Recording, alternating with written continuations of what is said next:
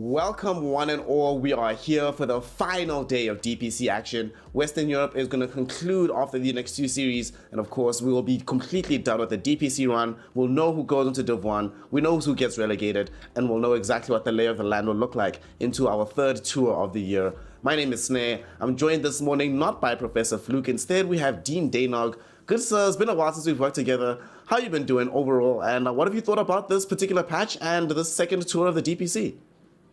Second tour of the DPC has been great. Really some even matchups, some surprising results as well. I think towards the start of the tour, a lot of people were kind of writing off Ancient Tribe, but they've really brought in a few of these new recruits. And, you know, a lot of people were expecting Alliance, Old G to be the ones, the old guard challenging for one of those two top spots, but neither of them are going to be. So we're going to get maybe an unexpected team making it on through. In terms of the patch, I've been liking it. I've been winning a lot, but I also had this bug where my game crashed and I had to abandon, and I really feel like that tanked my MMR. So despite the fact that I went like 11-4, my MMR went down by 1,000 or over that. What? So rip me. Yeah. Oh, you gotta love the new system in calculating your Dota MMR. It is what it is. And of course, one of the things we did mention is that looking at some of the names on these team sheets, we would not have anticipated that the series today were going to be for the stakes that they're playing for. And of course, if you didn't get to witness what happened yesterday, we got to see some action here on the final regular day of the season. And because Alliance ended up 2-0ing Old G, an Old G squad that, to be fair, there's a caveat, an asterisk next to their performances, since they've been playing the last two games with the stand-ins, and not just the same stand-in, different stand-ins each time. So you can't necessarily expect the team to be in full working order just yet, but it did force tiebreakers, and now they're going to be playing at the very bottom here. Isn't it amazing, Daynog? Old G, a team with Seb, a team with Thompson, a team with no one, out here competing not for promotion into Div 1, but relegation instead. Kind of wild to think about. Yeah, absolutely. I mean, these two teams as well were the two that came up from those open qualifiers as well. Old G, they were able to take the chocolates every time they went up against each other, so maybe they're going to be feeling a little bit more confident with that. But like you said, stand-ins, and it's going to be the same today as well, I believe, because Kittrack, he's standing in for the true OG over in Berlin right now because of Chu and Misha both having visa issues. So it's going to be another little bit of a swap around, and maybe that's what Puck Champ needs in that second series. Yeah, they're swapping around in terms of having Kittrack in the team. Resolution is still not going to be joining them as he's standing in for Bedboom. So that's two players, your 3 and your 4 in some respect. So it's going to be very difficult to see how OG adapts to that particular situation. Of course, they have come through the qualifiers before and they could do it again, but they don't want to be putting themselves in that position.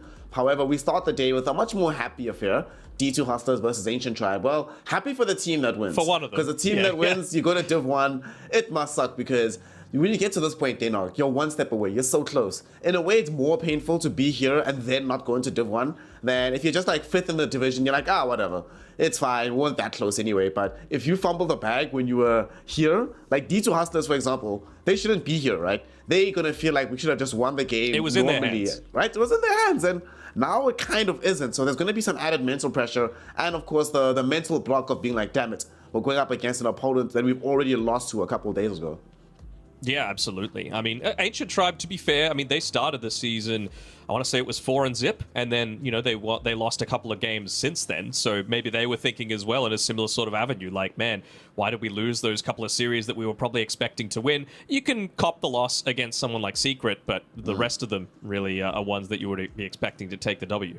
Yep, I think right now, Into the Breach is looking around as a spoiler team. They're the reason why a lot of these squads are in this position to begin with. Of course, throughout the course of this day, we're going to see exactly what these games look like. We're going to see what the odds do teeter in between the squads. And those odds, when they do flash up on your screen, will be brought to you by esportsbet.io, who are our partner for bringing you this DPC action. And one of the things that they've been doing of late is launching a new Watch to Earn platform, which allows you at home to earn some 3,000 free tokens, the equivalent of $3 for every hour that you spend watching Dota, which you are going to be watching it anyway, right? That's why you're here. But if you watch it through the esportsbet.io platform, you earn those 3 tokens as well as some additional bonuses. So head on over and find out exactly what it means and become a participant and not just a spectator in this Dota landscape. Of course, this first series that we have for the day is going to be for all the marbles. D2 Hustlers, I feel bad for them because they've been here before, Daynog. They were here last year, last season, and they were in a tiebreaker scenario. They weren't able to make it through. Of course, that honor went over towards the side of Manaspa. if they end up losing again at the exact same hallmark, even with a new and improved team, that's gotta sting for the one remaining player on the team, Devi Lama. So I'm looking to him to make sure he keeps a cool head coming into this game and not lose his mind, not lose his attention, keep his head in the game if they want to have any hope of getting into Div 1. I mean, we've heard from a lot of those listen-ins as well, right? That he is very much the energy barometer for the team. Most of the time we get those listen-ins is when it's on the back of a big play. So it's great to have that hype man there, you know, to be able to bring the vibes up. But you would hope that he's going to be providing a similar role when the vibe, excuse me, is a little bit lower, you know, when maybe you get a quick loss at the very start. And we have to remember from the last tour as well, it was three-way best of ones, right? Where it was Alliance, D2 Hustlers, and Manaspa, with Manaspa being able to take the chocolates. This time around, it's a best of three, right? So even if you get that first loss, it still is in your hands, right? There's not some other team that's going to just come in and win out the rest of their matches and then be able to take it. As long as you get that reverse sweep happening, even after a game one loss, it's still, again, the ball is in your court, it's in your hands, whatever metaphor you want to use. That's really what they need to be looking forward to. And maybe they learned a lot based off of their last series against them as well, where they did go down 0-2. Yep, it went down 0-2 the last time around. It was very intriguing games as well, especially because it was like the second set of games that we had on the new patch. I think that's also going to play a pretty large role in determining the outcome of the series. The fact that we are still playing on a new patch, and yes, they've competed against each other on this new patch already. However, 2 days in a scenario where nobody actually knows anything about the game anymore can be a very long time. Somebody might have cheesed out a particular pick, figured out some new hero. At the time, Timbersaw was the hero that was highly contested in their series. Coming into today, now you start thinking about your Chins, you started to think about your Muertas, the heroes we've been seeing slowly on the come up. There's another hero that you and I had a small conversation about off air, this Legion Commander hero, who has been looking really, really good. You say we've been seeing it lose some of the games. What have you made of the hero, like outside of its win-loss record, just purely based on the changes made to the hero? Do you think these are buffs or nerfs, given that I think this hero will be contested in the series? Initially, I thought it was a huge buff to him, right? It just it makes a lot more sense, right? Because if you're using the press the attack as an escape tool, most of the time you want the dispel, you want the regen, and you want to get the hell out of there. An extra amount of attack speed, it really isn't going to do jack. And it kind of takes away time from you to be able to set up for this kill. So you didn't really want to press the attack before you went in for the duel, right? You wanted that to perhaps come afterwards, or to buff up someone else, or, you know, similar sorts of things to that. But now the fact that the overwhelming odds casts for you when you duel, and it's like an AoE usage, that's what's giving you the damage and attack spike as well. It really just feels like it makes a lot of sense. But for whatever reason, like, I think I saw over the past like 3 or so days, maybe we're watching different series, but there were 7 games of LC and it lost 6 of them. So I'm really just keen to see who's able to make it work. Yeah, 6 of them. Are you kidding me? Really? Wow, that's okay. Not a great record for the Legion Commander, unfortunately. What was really funny is I think on the day that ITB and PUBG played against each other, the LC won both of the games that it was in that series. Or ITB won with it and then PUBG won with it. But I'm with you that it does seem like, on paper, out and out buffs for the hero. But it sometimes happens in the Dota landscape, right? Where a hero or some minute change happens, you're like, wow, this seems pretty busted. And then you play it out and you're like, okay. It's not actually that busted. And then you'll be some other hero that gets like +1 to armor and it never loses a game again. Death Prophet. Doom. Oh, God. That's also a hero I think is going to be highly contested today, this Death Prophet hero. We've seen when Ancient try and play it, they look amazing, phenomenal when Mobe is on that hero. And on the side of D2 Hustlers, to be fair, they haven't played it as much for Adjancek through the mid lane, but they also look amazing when they have this hero in tow. I don't think she was nerfed enough. Daynok, how on earth was Spirit Siphon left in the fashion it was left? That's illegal, man. It shouldn't be allowed, but it is in the game still. Do you think the hero is still going to see as much presence as she did in 7.32E? Maybe. I mean, Huerta feels like a pretty reasonable answer to her, right? Like a lot of burst damage, the dead shot to be able to move her away, even just a movement speed slow. It basically means that the DP needs that BKB before she's able to do anything. So maybe Huerta is going to be a little bit of a counter to it. One other thing is that outside of using the EXO, you don't exactly farm that quickly off the DP, right? A lot of it was just being able to get a lot of this map control to be that quick tower sieger. So I feel like if you could set yourself up to be able to defend a lot of these sieges, then you're putting yourself into a pretty good spot. And I mean, with the twin gates now available and all of this map movement possible, then maybe that's going to be the case. I mean, the real thing that I'm hoping that D2 Hustlers have taken out of their previous matchups against Ancient Tribe, or even just watching Ancient Tribe in general, you got to ban out the Viper against them. Mobe plays it so well, and he's, you know, in an interview with us before, has basically said, you can farm a crazy amount. I'm top net worth every single time I play this hero, and I'm able to do it with great comfort. Look at that production just coming through with the W coming through, just showing what he's able to do with it. More kills, more last hits, more XPM, and I mean, if this was the matchup, understandable, because Viper should just shred through an Ember Spirit, but Xantic on his Ember has looked pretty great too. Yep, his Ember Spirits look very good. I believe this was the matchup, the last time that we saw these two teams matching up. I'm like 90% sure. Yeah. Was it? No, it wasn't this series. It wasn't this series. There definitely was a Viper into an Ember Spirit. He played Kunkka into the Viper. Yeah, because he played Viper. Definitely there was a Viper, but there was an Ember on the other side.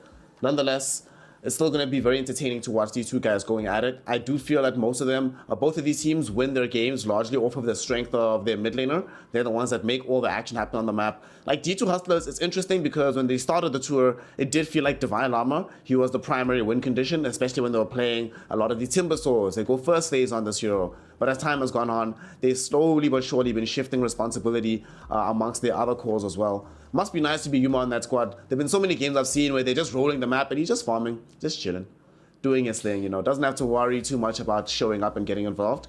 And speaking of Yuma, the hero he's likely to play this series, most likely a TB is going to come out from him, which means that little player probably won't be as happy to play as Alchemist again. Talk to me about these two heroes in the carry role, the TB and the Terrorblade. Is TB going to still be good in this patch? And what do you think about Alchemist, who Fluke is already calling as one of the better carry heroes going forward in this patch?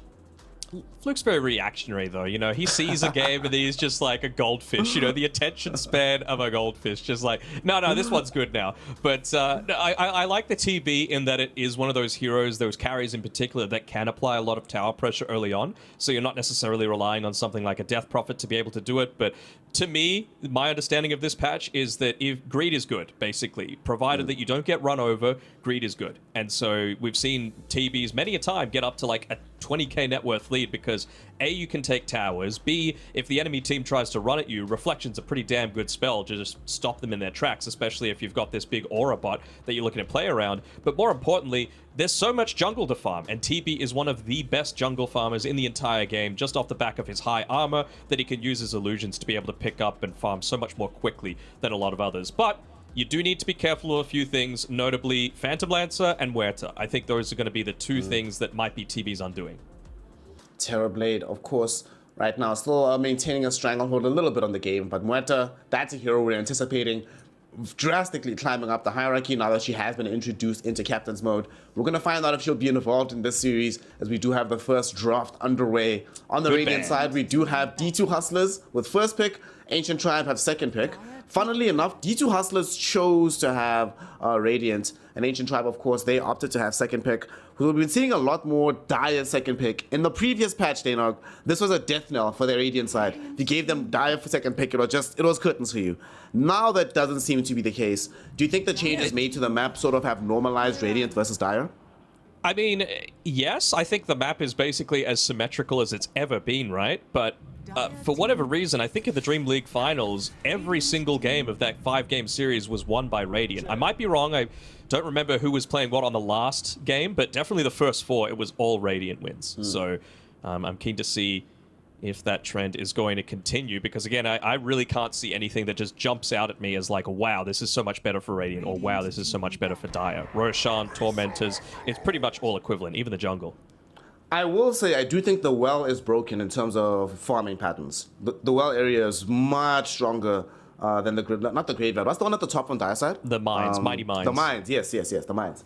Like the well is really, really good because the bonus is only like plus 1.5 mana regen for the creeps. Who cares?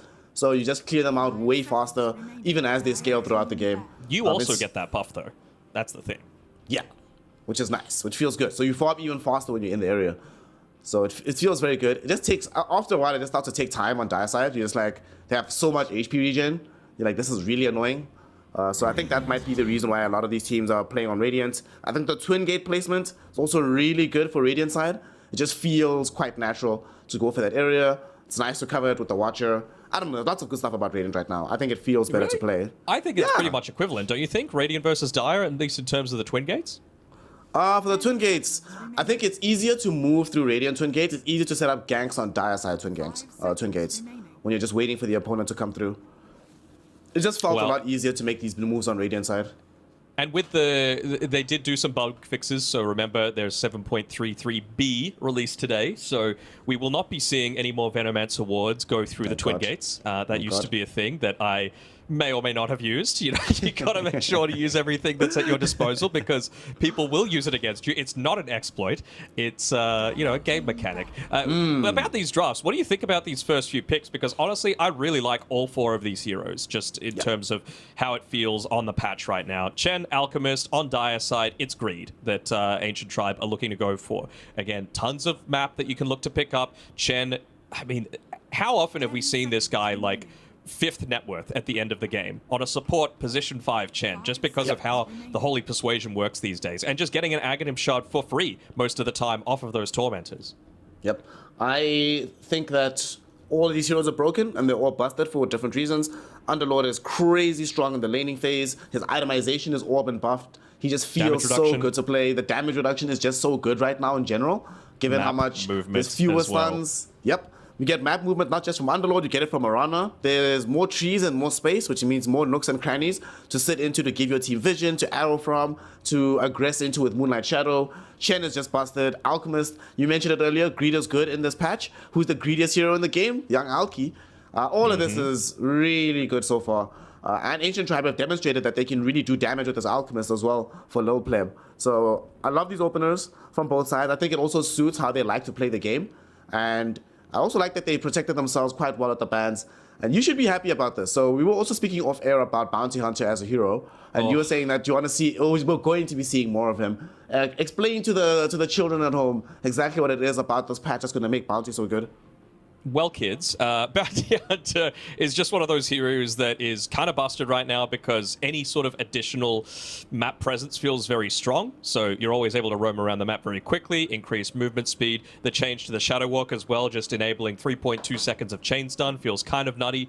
And it's just so flexible these days, right? We've seen it be put into the mid lane against like basically any melee matchup. You're going to win just based off of your high movement speed, high armor, and then a scalability as well. You know, you just basically win out by 2k in that mid lane in terms of net worth once the laning phase dissolves.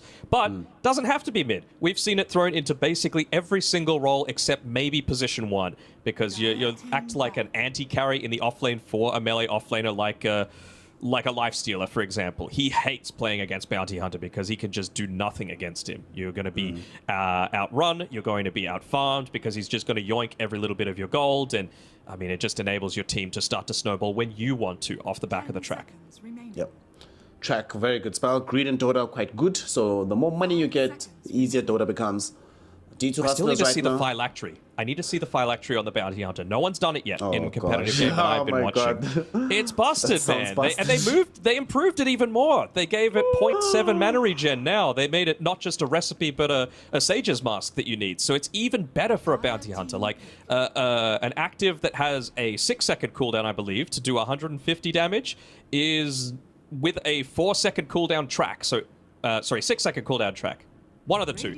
Basically, every single time that you're using track, you're going to get a slow, and you're going to get some damage, and you're going to get some regen back. And, I mean, you've even got more regen now with a Crystal Maiden being picked up by Ancient Tribe. So, again, they're all good at farming. Like, even CM, right? You could just look to use the Frostbite onto most creeps, pick up a lot of that farm, and you can do it pretty freely. You also win the majority of your lanes as well. So I think maybe the way that Ancient Tribe might look to start this game off is by going for like a tri-lane start into the Underlord, kill him a couple of times, really set him on the back foot. Because remember, you don't need to use TPs to get back to your actual lane that you're wanting people to farm in. You could just use the Twin Gates and then you're good to go. Yep.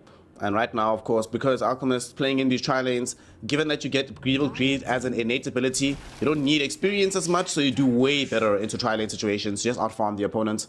D2 Hustlers, they did this the last time they played Ancient Tribe, when Ancient Tribe deployed this Alchemist, they went for the Sven in the safe lane. Game 1, they went for the Terrorblade, but of course that's been banned out by Ancient Tribe as one of the better heroes into the Alki.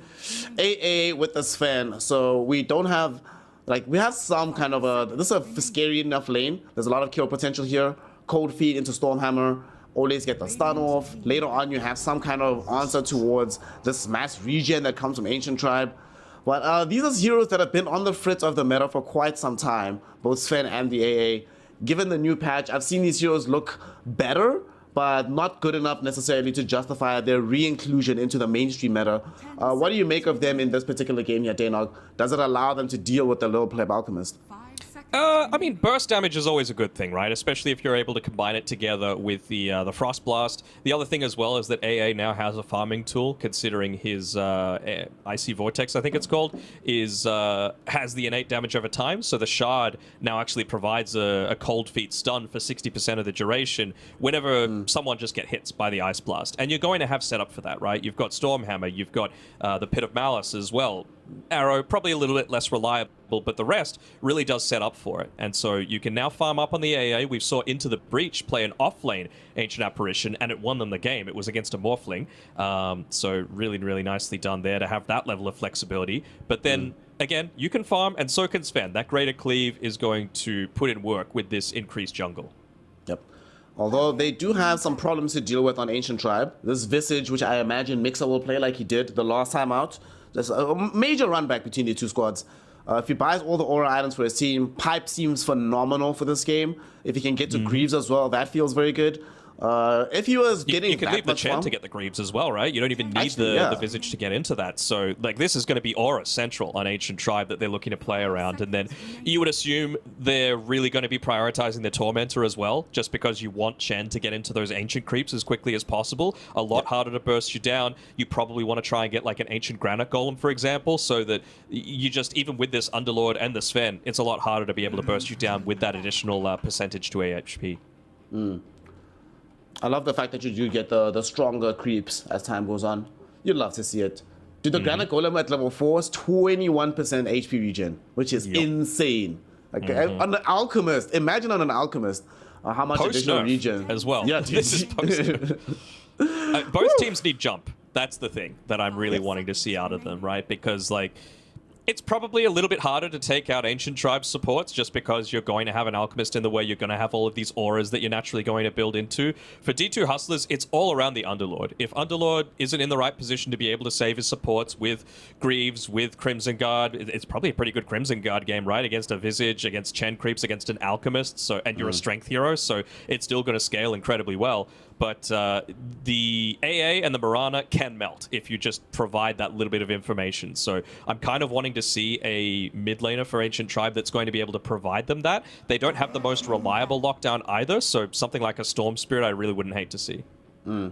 I think D2 Hustlers might be going for Ember here. Or they might actually pick up a Spirit of their own first. Given the Tiny and the Puck bans, there's a small likelihood of them going for Quap of Pain, but I want a stun. Something that's going to actually help with lockdown. It is a bit complicated because there was a while back earlier this year where teams were struggling picking up the Spirit's Middle into Crystal Maiden. The Frostbite's surprisingly good against you. But all the stuns are nerfed in the game, so you have a bit more latitude to play these heroes. Kunkka gets banned, Ancient Tribe want Ember. Yeah. I think Ember's fine, just because...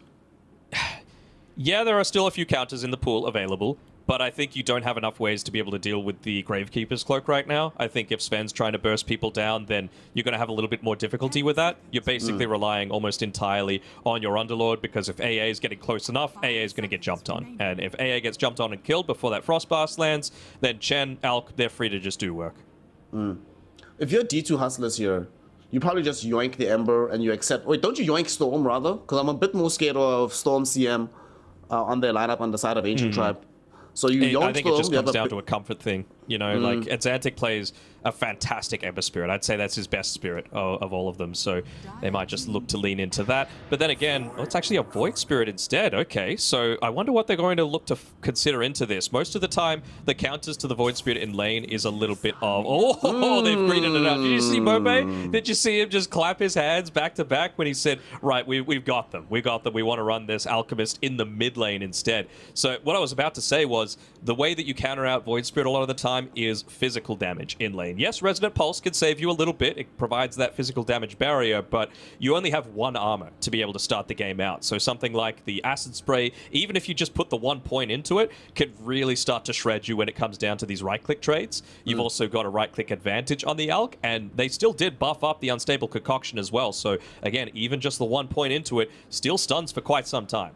Yep, quite a bit of stun. The lane is a lot better than you would imagine otherwise. You have a very decent animation as the Alchemist, and of course you have this Acid Spray. I like this adjustment from Ancient Tribe. Of course, we are going to be getting our first Medusa so far. What intrigues me greatly is not just that she's the first Medusa that I'm going to be casting this patch. I believe she's the first Medusa this DPC tour in its entirety. I'll have to check to make 100% sure, but I don't think we saw this hero at all on the prior patch, where I haven't seen her so far in this new one. The changes that they've made to this Mana Shield, how does this interact with Ancient Apparition now? So, because your HP pool is so low consistently throughout the game, I'm wondering how that's going to affect when the Ice Blast actually triggers on this hero. Will the Mana Shield, is the Mana Shield going to block some of it, given the changes to their HP? I'm not sure. We're going to be finding out together. But Danog, tell me, looking at these two drafts, who are you favoring? Which one feels more comfortable for you to play going into game one? So, to me, it feels like D2 Hustlers need to out-execute Ancient Tribe, and if they don't, then Ancient Tribe's draft is a lot more inevitable, let's say, right? They're going to build up a crap ton of auras. They've got potentially 2 scaling carries to be able to play around with, and they don't exactly have the greatest, like, offensive pushing style heroes to be able to play with as well.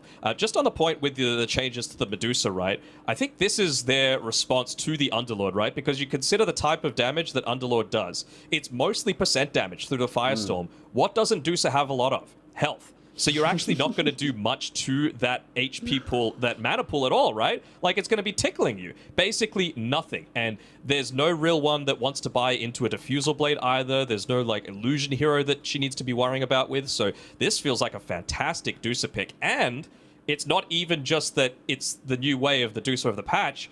I'm not sure if you saw or not, but 7.33b had a change to the Medusa as well. So not only do you soak up more damage now per mana, they gave it like 0.8 per more damage per level now at max level, but also illusions get the mana shield as well. Which is so nuts. That's kind of nutty. So I haven't seen it at all ever since that change. So I'm keen to see what they're able to do with it. I personally think that Ancient Tribe might have this one. Alrighty, let's see how it goes. They also got a massive buff to the starting intelligence on this Medusa hero, so she's stronger from jump. Very intriguing to see how she's going to go, but let's get into it. Let's see what they got on the side of D2 Hustlers, if they can play fast enough to exploit this Ancient Tribe draft. They were considering going for a move through the Twin Gate, but they thought better on it. Dire Side, of course, has the customary new ward to protect the Twin Gates. And let's see how this opening fight goes. Agentic outclicks the enemy, will secure a bounty rune. But they might end up losing his life, though.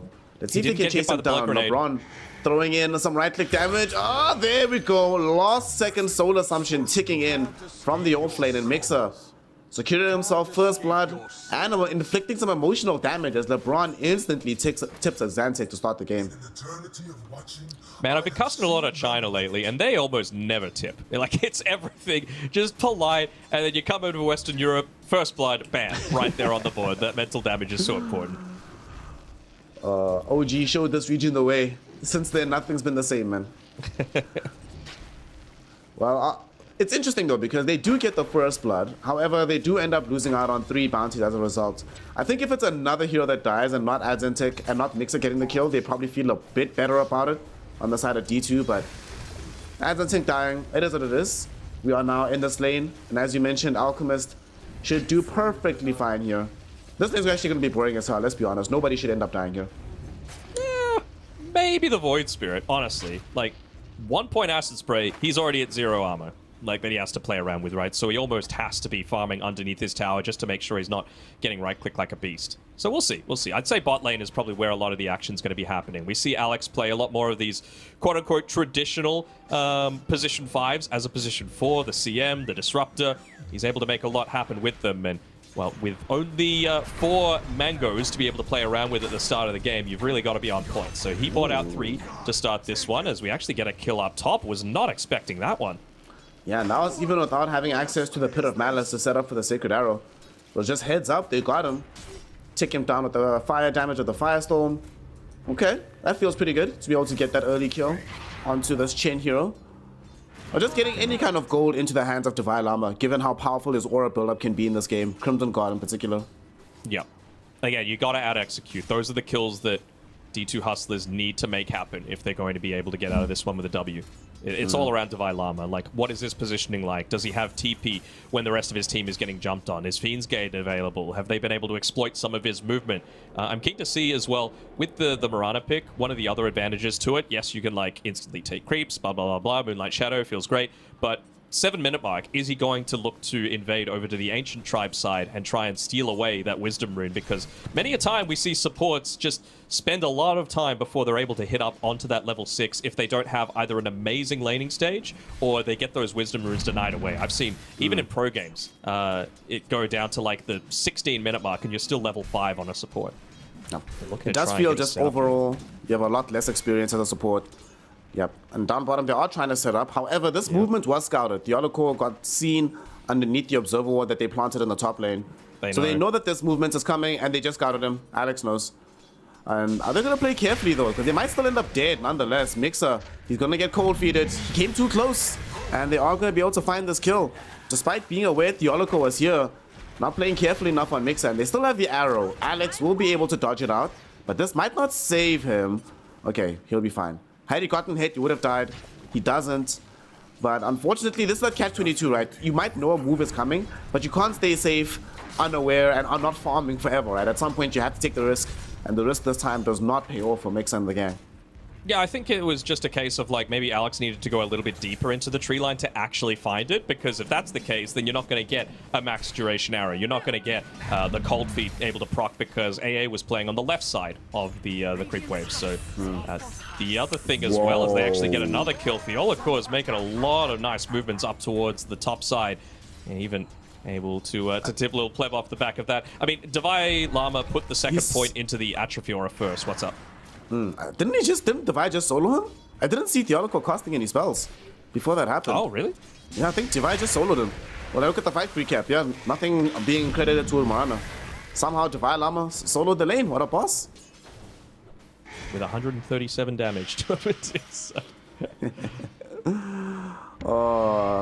Alrighty, nicely done by Divine Llama in that situation. And Theoloco, yes, he managed to find a kill down bottom, but also they make sure that they don't get punished on the top lane. So Divine Llama is actually the CS leader in the game right now. Probably going to be close to being net worth leader. Yep, and he is just behind the Alki. This game so far is perfect for D2 Hustlers. Alex, oh no, Alex, he's about to tick out. He survives on 12 HP. Dies with the Stormhammer. Mixer, though, might be able to bring down Yuma and get some revenge for him. We'll be able to do so with the Soul Assumption. Yeah, definitely hashtag worth. I'm giving up my life in exchange for Sven any day of the week if I'm playing 5.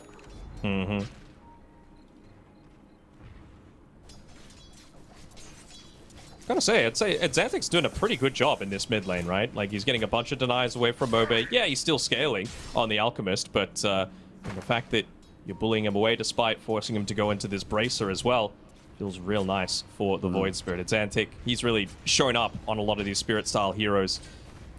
Just with Divine Llama as well, I love the fact that he's going into the Atrophy Aura up here. He knows that he's going to get farm. He knows that he's unkillable now that he's picked up this Vanguard, plus the Atrophy Aura against any sort of Chen rotation. So he can build up these huge waves and, well, just let the Firestorm deal with them in that way.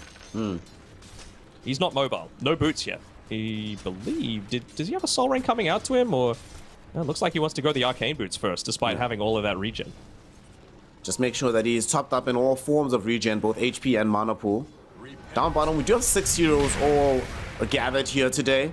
Theoloco almost loses his life, but his team allows him to get the escape. LeBron also falling precariously close to dying. And then nobody wants to do anything that's going to put them completely out of position. However, for Ancient Tribe, it does feel like they are suffering at the moment. And Adzentic coming in with an invis rune. They haven't scouted this one out. He jumps in, looking for Alex. Will be able to find him. Very quick pickup there for the Void Spirit. And he'll just mosey himself back mid.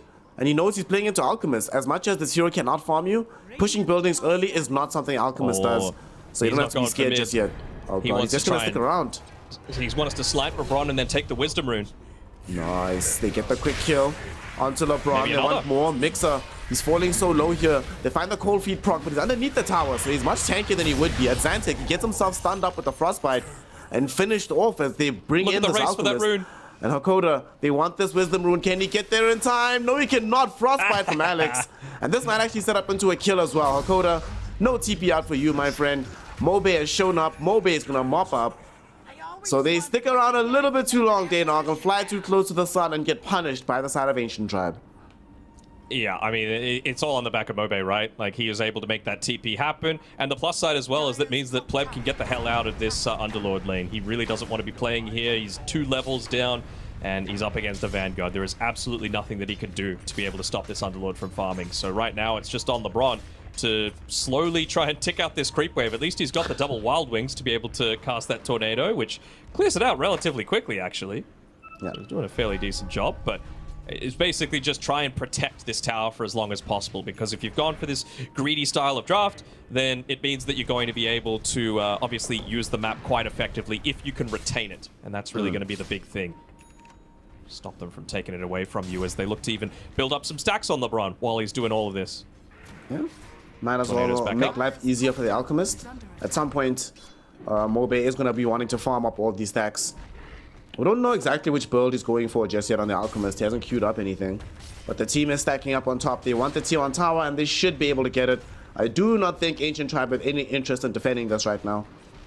So as the tower falls, they are looking for a gank bottom onto Yuma. Oh, dude, he actually just got out just in time with the Twin Gate. And they're going to steal the stack. Oh, no. Oh, no. Oh, no. This is not what we want. And the Theoloco is the one getting most of this gold as well.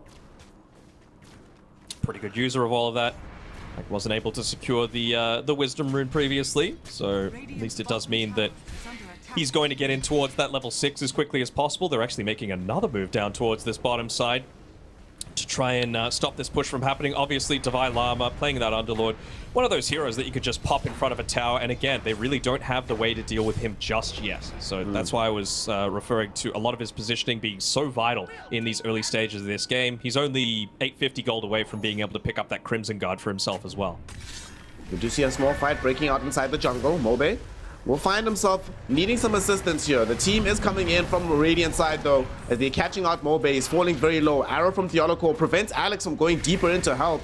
And Mobe, strong as he is, not going to be strong enough to survive this. I say that though, but he's still alive somehow. Throws back a stun onto the Mirana. Mobe is still living. They've killed off both supports. And Mobe is starting to regen up through the Chemical Rage. He's actually fine. Yep. Yeah, it supports there. He had full bottle that he was just sipping as he went for that escape. And I mean, they don't really have any auras to be able to play around with just yet. I'm not sure if Mixer was able to land the Solar Crest onto him to maybe give him a little bit of that extra movement speed, but we were wondering what sort of build Mixer was going to be going for, considering you do have the Chen to be this big aura bot. But it's not exactly like LeBron has been all that successful in being able to pick up any of those sort of items just yet. No mech, I don't believe. And really just looking to go into his own farm for now. Yep. The Visage, after the Solar Crest, going into Bongo Boots, just to increase the speed that Ancient Tribe can make these moves around the map. Still not sure what the Alchemist wants. He just has the Phase Boots Bracer. It's going to be quite a while until he has the necessary gold to fully commit. So he can play like this a little bit right now. But they're going to smoke. Looking for a target. Yep. Although the target middle, Adzentic is not an easy one to be able to pick up off of this, unless Alex finds him and catches him sleeping. Unfortunately, Adzentic has gone a little bit too far afield. It'll just be Hakoda. This is still a good kill though, because that denies him having Ice Blast. And Ice Blast is actually a huge deal for this game. And he is about to die. Saws Hakoda. Sorry fam, somebody had to take an L. Today it's you. You broke the gank, but you're not getting level 6 off this wave. Not if Ancient Tribe can help it. Still, they're not going to lose any tower damage, right? Adzentic soaks it all up. He was able to go back and assist with Yuma building up another stack for himself, so the Sven is going to continue to farm. They're going to continue to fight as well as they come bottom. Mobe throws in the stun onto a Divine Llama who has no way to get himself out of this one. Yeah, sure, you have access to the Vanguard, but that will not protect you up against 3 heroes, a massive amount of army, and all these tips. You There's can't some stop the feeling tips, in man. this one, Snare. It's almost like this game has stakes of going into Div 1. Man. I don't know, man. There's a point where you're like, really? You're going to keep tipping him? But no, that's feeling really solid. It almost feels like the unstoppable force versus the immovable object right now. You know, you've got a Sven who's going into the Warcry. You've got the Underlord with all of his damage reduction. He's got the Crimson Guard now available, going into even more auras to be able to play around with the pipe, and I'm assuming a Halberd coming after that. And then again, you've got the aggression coming out from Ancient Tribe. You've got the drums, you've got the eventual bongo boots, you've got the Solar Crest, you've got Alchemist with his really high damage. Shen still hasn't built up into any auras yet, but you know it's coming. Yep. It is inevitable, indeed. I still can't wait to see how this Medusa is going to function throughout the game. Had a bit of a rough start. She's bottom of the net worth in terms of all the cores. But that will eventually change as she gets more and more items into her belt. For now, though, D2 Hustlers, I would like to see them do more with ads and tech, but I guess they're waiting for him to finish his Dagon. And then you start to move out from there. Oh, he's changing his mind, going for Echo Saber instead. Boring. I have seen a lot more... Because you are a universal hero now, right? So these things that just do a lot of physical damage are getting a lot more priority as they actually make an attempt onto Mobe. Yeah, and this time around they have the burst to kill him. Wow, okay. Who needs Dagon when you have Ice Blast? That's a ton of damage. And of course it negates the primary advantage of having Chemical Rage up. That was very nicely executed by D2 Hustlers.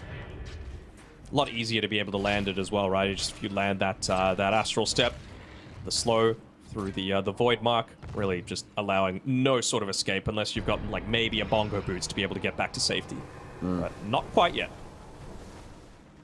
So for Sven, what do you want to see from him in this game? Because I think that's always been one of the issues with this hero in terms of his utility in the game, itemization, knowing exactly what to buy and when.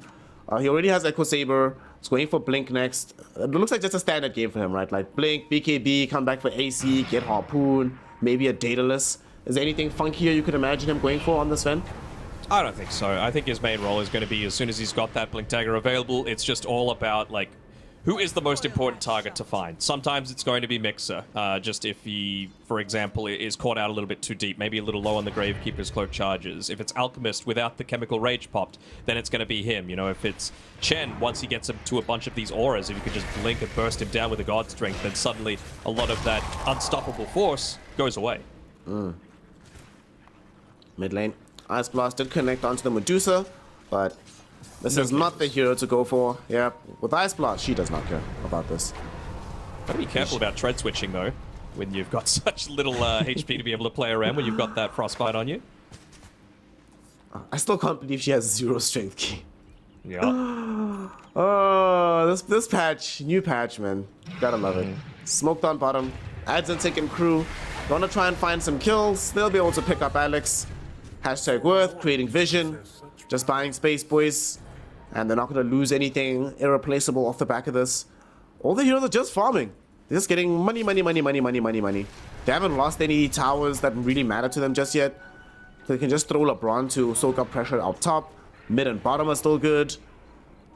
Honestly, in this bottom tower, you know, it used to be completely irrelevant to take out. It's really now relevant. with Tormentors and Orb of Wisdom, yeah, it's like super relevant to defend this as long as you can.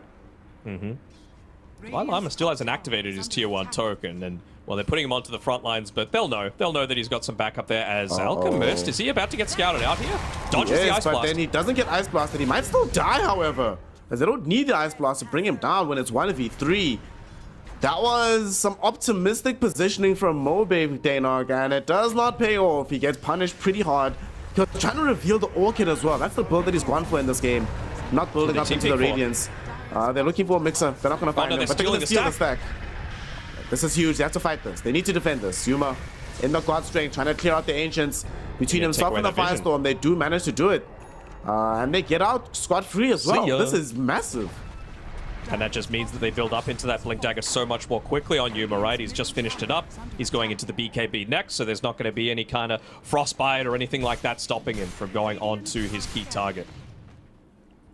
I like the way they've played this. Divine Llama, activate the token. Come on. I know it looks like you've got an item, but you don't. He's not gonna do it. Maybe once the tier 2 comes out, it'll be like, oh yeah, that thing. By the way, what's the most amount of neutral items that you've seen the same one in a game? We've seen 4 of the same a couple of times. Across both teams? Yeah, across both teams, yeah. Yeah, I've seen like 4 spell prisms. What else have we seen? Like really quick games, I've seen 5 faded brooches. We are seeing 4 faded brooches now, so clearly a very good item. Did you see the thing with Crit where he was like, yeah, I didn't get a faded brooch, so I just didn't activate my item at all. I thought it was just this. Yeah, like whatever. Defeated brooch, I have no idea. I just came back into the game. It's way too good. Mm-hmm. Maybe if they like made the mana 100, you know, it'd still be really good. Anything in Dota that gives you either free positioning or free movement speed, just absolutely busted on principle. I'm still upset they didn't remove Tumbler's Sway from the game. Like, I really hate Tumbler's Sway, Ogre Seal Totem, Force Boots. These free repositioning items, a bit too strong, a bit too strong. I don't hate Tumbler's Sway because I think it creates the opportunity for like big play moments, you know, as another kill onto the Alchemist around that vision. Freshly laid down by Hakoda. I just want to highlight as well, Xantic, he's going into a Desolator for himself. So clearly, they're feeling like off the back of this really strong start by Hustlers. And again, they needed to execute this almost to perfection. As once again, they do, just off the back of another pick off there by Xantic without the vision. All heroes to be able to pick that one up. Nice. If a few fights don't go their way, this could still swing back in Ancient Tribe's favor, but you really don't expect a draft with an Alchemist and a Medusa, who didn't lose too much of their map early on, to be 4K behind already at this stage. I think that part of the problem is that this Alchemist, because he didn't build into the Blink Dagger early on, he's only going back for it now, they didn't actually have a hero to go in for them and make things happen. Like this Alchemist, the Medusa, the Visage, they sit very far back in these fights. So Alki, he's the only one that can create dynamism. Even his supports don't do it for him. For D2 Hustlers, it's easy as pie for Xantic to just jump in and force a fight. And he's been doing so really, really well. Also, I've been seeing a bevy of different builds on the Void Spirit of late. I've seen like the double bracer into phylactery dataless build. I've seen the Dagon build, seen Echo Saber, Deso. Yeah. We're gonna be seeing a Dead Hakoda. Yeah, I have seen Harpoons as well, but Harpoon is really good on this hero. I'm a very firm believer in Harpoon in general. I think that's a very good they're item. gonna Roche off of this? Okay. Well, this is one way to get yourself a little bit further back into the game. Clearly, I would imagine that they're going to give this one over to Mobabe, right? Because he's the one that seems to be gone on in almost every single attempt.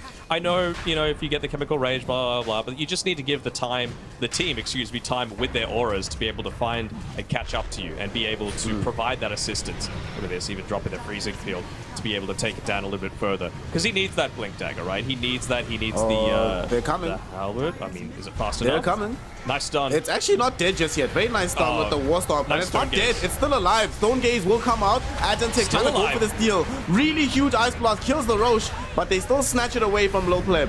Right now, Alchemist going to be the first casualty of this fight with God Strength going. Yuma putting his attention towards Low Pleb. This Medusa, she has an Aegis, but that might not last forever. Beautiful stone drop, stunning out multiple heroes. Alchemist brought back for this one. Still doesn't have actually much HP because he's losing his life so quickly. Needs to be careful, trying to run away from the fight. Cold Feet will muscle him away, but at the same time, Yuma will find that his first life, doesn't have a second life rather, after taking away the first one from Low Pleb. Low Pleb and the crew, Mobe trying to chase on the high ground, won't be able to reach it. Xantic going back with the Dissimulate. They want Mobe so bad. Doing some damage. They really wanted Mobe, but Mobe does escape. Mixer, not so lucky, taken out by D2 Hustlers. Oh, they found him. 4 for nothing, and they just found Mobe. They've caught him out. This might be a dieback here, Dana, if they can catch him. Can they get out the stun? No, he cannot. He denies himself, though. That's really nice. That's cool. I would tip them back right now. But he might not be feeling like he's in the mood, as they still end up losing 4 heroes. Yeah, 10k net worth league, you never feel real good with the deniers. Arrow hopefully misses onto Alex, and it just does. As the Olakor had his sight set onto him, but again, like, this is now the time where, because you weren't able to defend a few of those first fights, because Hustlers, especially around Theolacor, made so many great early movements, now you've got Divine Llama with the Crimson Guard. He's scaling. He's got the pipe.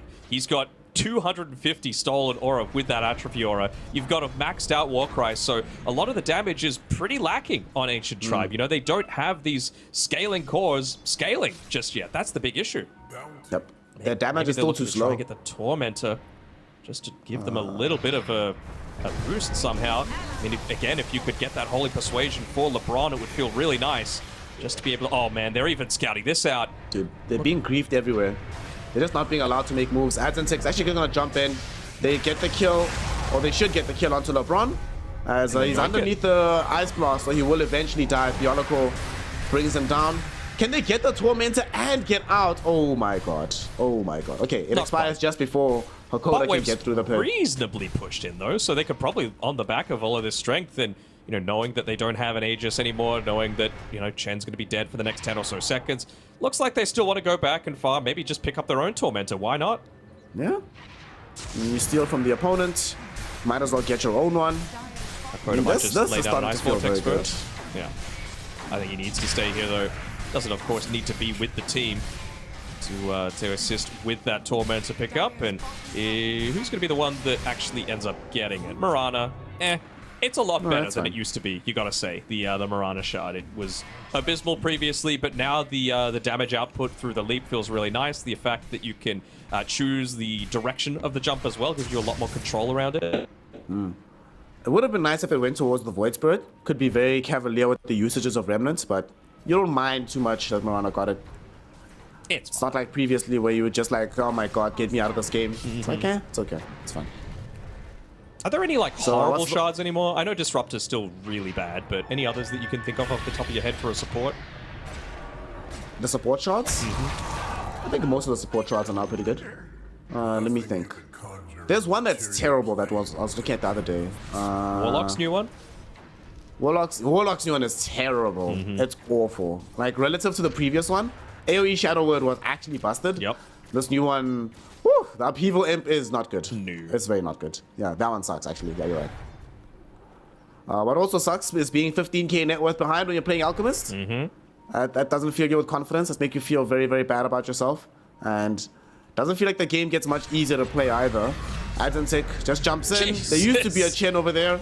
He's just dead.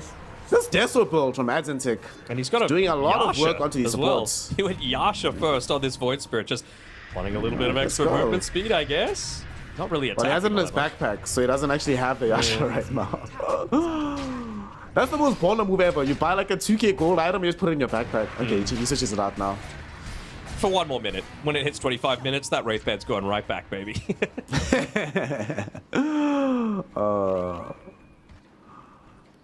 This is a sad place to be. So we still don't have the Blink Dagger for Mobay. They can't fight until they have that Blink.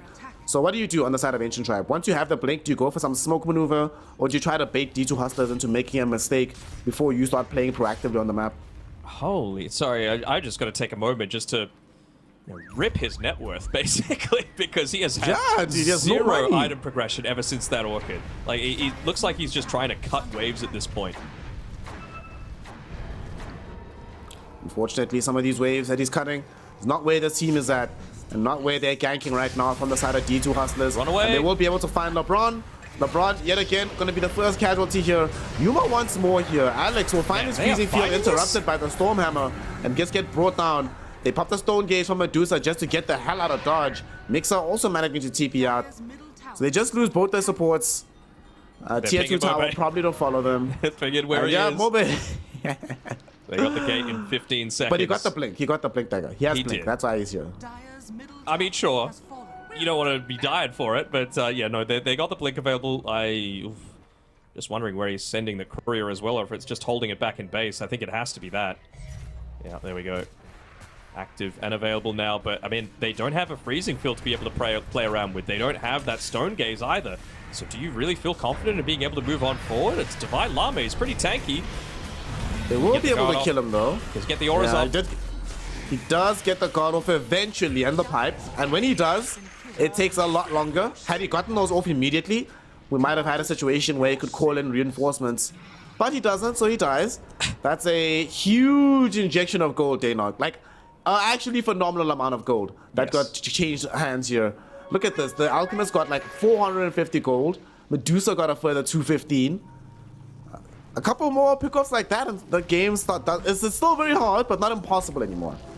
Yeah, it's still incredibly hard, I would say. I mean, when they tipped him after that, honestly, my reaction if I was Divine Llama, all chat question mark, because it's like, okay, you needed 5 people to be able to kill me, and you barely did. Grats. If even I had one teammate around, I probably would have lived. And I now know that you've got a Blink Dagger on Alchemist, so, you know. Nice nice reveal, bro. Brother Daynug, right? You've been casting Dota for a while now, right? Uh-huh. How many times in your life have you been in a game with Manta style Void Spirit? Pretty rarely. I mean, maybe against like 50 million roots and stuff, but yeah. I have Universal heroes, in a pro man. game. I've never seen this, and when it's working, you know, more attack speed with this Desolator Echo Saber build. This Deso has 6 charges inside of it right now. 8, 2, and 7 on Atlantic, building into a Daedalus. I have seen the Daedalus is becoming more comfortable. I've seen this more and more recently, but he's having a really great game on this Void Spirit. You have to wonder as well, like, when is Mixer actually going to spend some of his money? Because he's, you know, 10.7k on the net worth charts, but he's actually only using about 6.5 of that. So, you know, his impact really isn't being felt a lot of the time, and especially if you see Void Spirit going for this pure physical damage build, it seems, you need at least the plate mail purchase stuff, because that could be anything. That could still be, I don't know, a Lotus Orb to be able to get you out of a Pit of Malice, for example. I wouldn't mind actually them seeing them go for something like that. I'd be very happy to see just a value plate mail for now. Yeah. They're gonna pop Moonlight Shadow as they're thinking about going into the Roshan pit. Regrettably for them, the big man is still down for another 2 minutes. That's going to give Ancient Tribe some time to get off on the map, get this Wisdom Rune. A couple of minutes in, we're going to have the Joey Tormentor. Wait, this is the second one, so still a Joey Tormentor, yeah. So nice and I'm early. looking down at this bottom side. They see Mobe. I was about to say he's done a good job at avoiding a lot of these ganks, but not anymore. No. Oh, he dodges the arrow, but he's still very, very dead. I think part of the problem for Mobe here, when we saw them win with this Alchemist against the Sven, the Alchemist had Radiance, which of course makes Sven life a lot more difficult, and he didn't buy armor items, he just went for like raw HP. So Sven, even though you don't have to worry about the armor... Or was it a little pleb out? Yeah, low pleb. LeBron's just dead. But the point I wanted to reach is that itemization actually can be decent against Sven. Dealing with like this massive amount of HP, you can actually play around this hero because you also do something. The build that he's gone for here on Mobe doesn't feel like it actually impacts the Sven at all, right? This Orchid, whatever, he's got BKB right now. And even with BKB, even with the Orchid outside BKB, as long as he has God Strength, Mask of Madness, and isn't being stunned up, he's still fine. He's happy to just continue playing the fight. Halberd, maybe. Alex, rip in peace. Harpoon is out. Bye. Shadow. This Harpoon item is so good, honestly. Does he have it's gem? the best. Where does he see him? He was Shadow Amuleted. This is a good question. This is a very good question. We need a replay production. We need to see what happened. We need to know what's up. I mean, it's a 1.25 second fade time, but I feel like he was being hit a lot longer than that. We'll have to count if we get a replay on that one. All right. Unfortunately, his death also means that they are yet again on the side of Ancient Tribe playing with a numerical disadvantage. And they will be able to get to the Roshan pit down bottom if they take the Twin Gate for this one. But it's a very bold move to make at this point in time. They jump instead onto Divine Llama. TPs are coming in though. And they will be able to kill him. The question is, do they get out for free? And that might be yes. They don't have any vision of Adzentic, so they can't follow up with the stun onto him. But they do manage to pick off Divine Llama. Ping and Roche. He doesn't have buyback. Yeah, they need to go Roche right now on the Radiant side, or at the very least be prepared to fight around the pit. I think they're just looking to set up vision right now. Dakota having a look if they've got any sort of vision around this Twin Gate available for them. Doesn't look like it. Roshan, it's not time for you to go to your holiday home just yet. He was making a bit of a move out of the pit. after being hit by the Vortex, but you have to wonder, like, what are Ancient Tribe feeling? Do they want to give up this second Aegis just because they feel like they're going to have the sustained damage through the Alchemist, through the Visage, through the Medusa, just if you to get into that one more item? Because they are finally starting to scale. Maybe not the Alchemist so much, but at least he's got the Halberd now, so you've got a little bit of that Sven answer. Even the Void Spirit at this stage feels like a pretty decent answer, considering he has gone full physical. But, I mean, the downside, of course, is that no Crimson Guard builder for your team. They've got the AC, though, picked up. Finally, with the Visage. Who can they look to catch out here? I mean, AA would be the absolute dream, but they're just clumped up as 5. All avenues towards this Roche pit are protected by D2 Hustlers, and feels like Divine Llama's putting himself here as bait. Yep. He's a very easy person to jump on, but jumping him will not give you the success that you really want. Those they do illusions just scout giving out that information. they got some vision though. They know that this is coming. How long's left on They the are smoke? aware. They smoked a second time on Ancient Tribe. Mobe jumps in, finds the stun. Oh, he actually gets 2 off of this. Can they combo this with some stone drops? They don't want to do so just yet. They're looking for this high ground positioning. They want to get damage out with Lil Pleb as well. God Strength This got popped, but no, they're what gonna can run. they do here? They see the God Strength getting popped. They get the stun out onto Yuma, but he pops BKB before it connects. Ice Blast coming back onto Lil Pleb.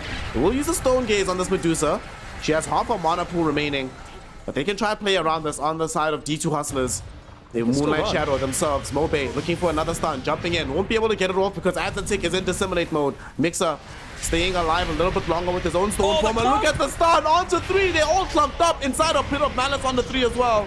Oh my god, beautiful Stormhammer from Yuma. They brought down both supports. They've taken out Mobe as well. Hakoda though, losing his own life. He needs to walk away from this Medusa.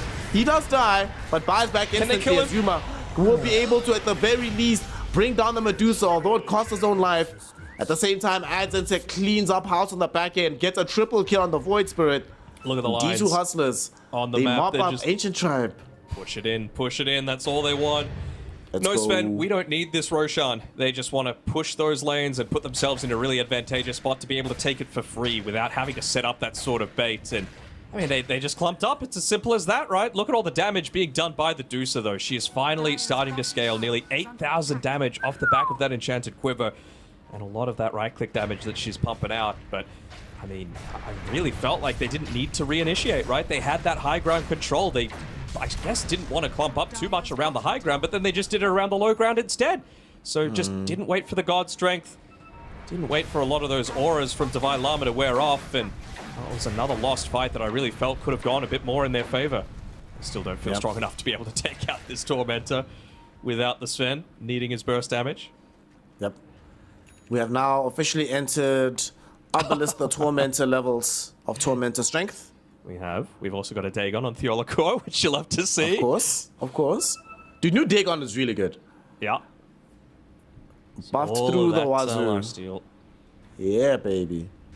So now we've got even tankier Morana. She's gonna get the stats from the Dagon.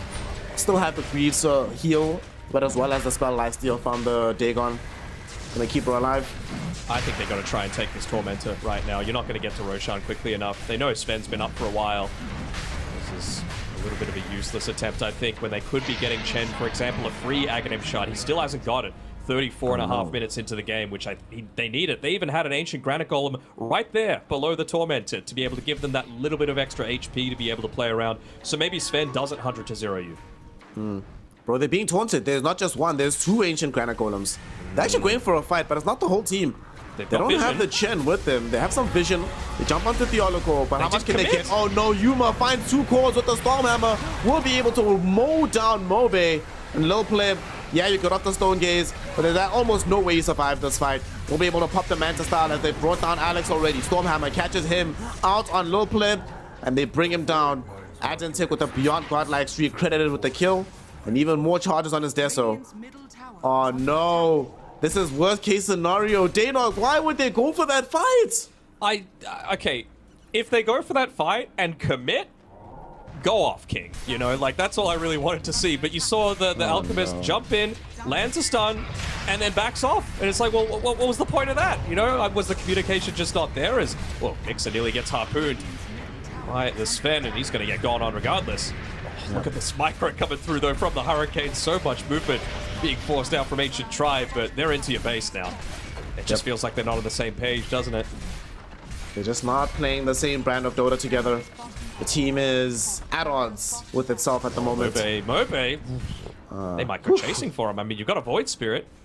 No, you just keep pushing. I mean, Void Spirit has Deso, right? You just put the corruption on the towers, force them to have to come to you somehow. Mid lane, they potentially caught him out here. So Koda is looking for the cold feet. Ice Blast will not connect, but they get the drag back with this harpoon of Yuma right into the damage from the rest of the squad. Right and they take the Fiend's Gate right back. It's almost like we never left Anog. We're just doing what we were doing a few moments ago. Although he does have buyback potentially for the next push.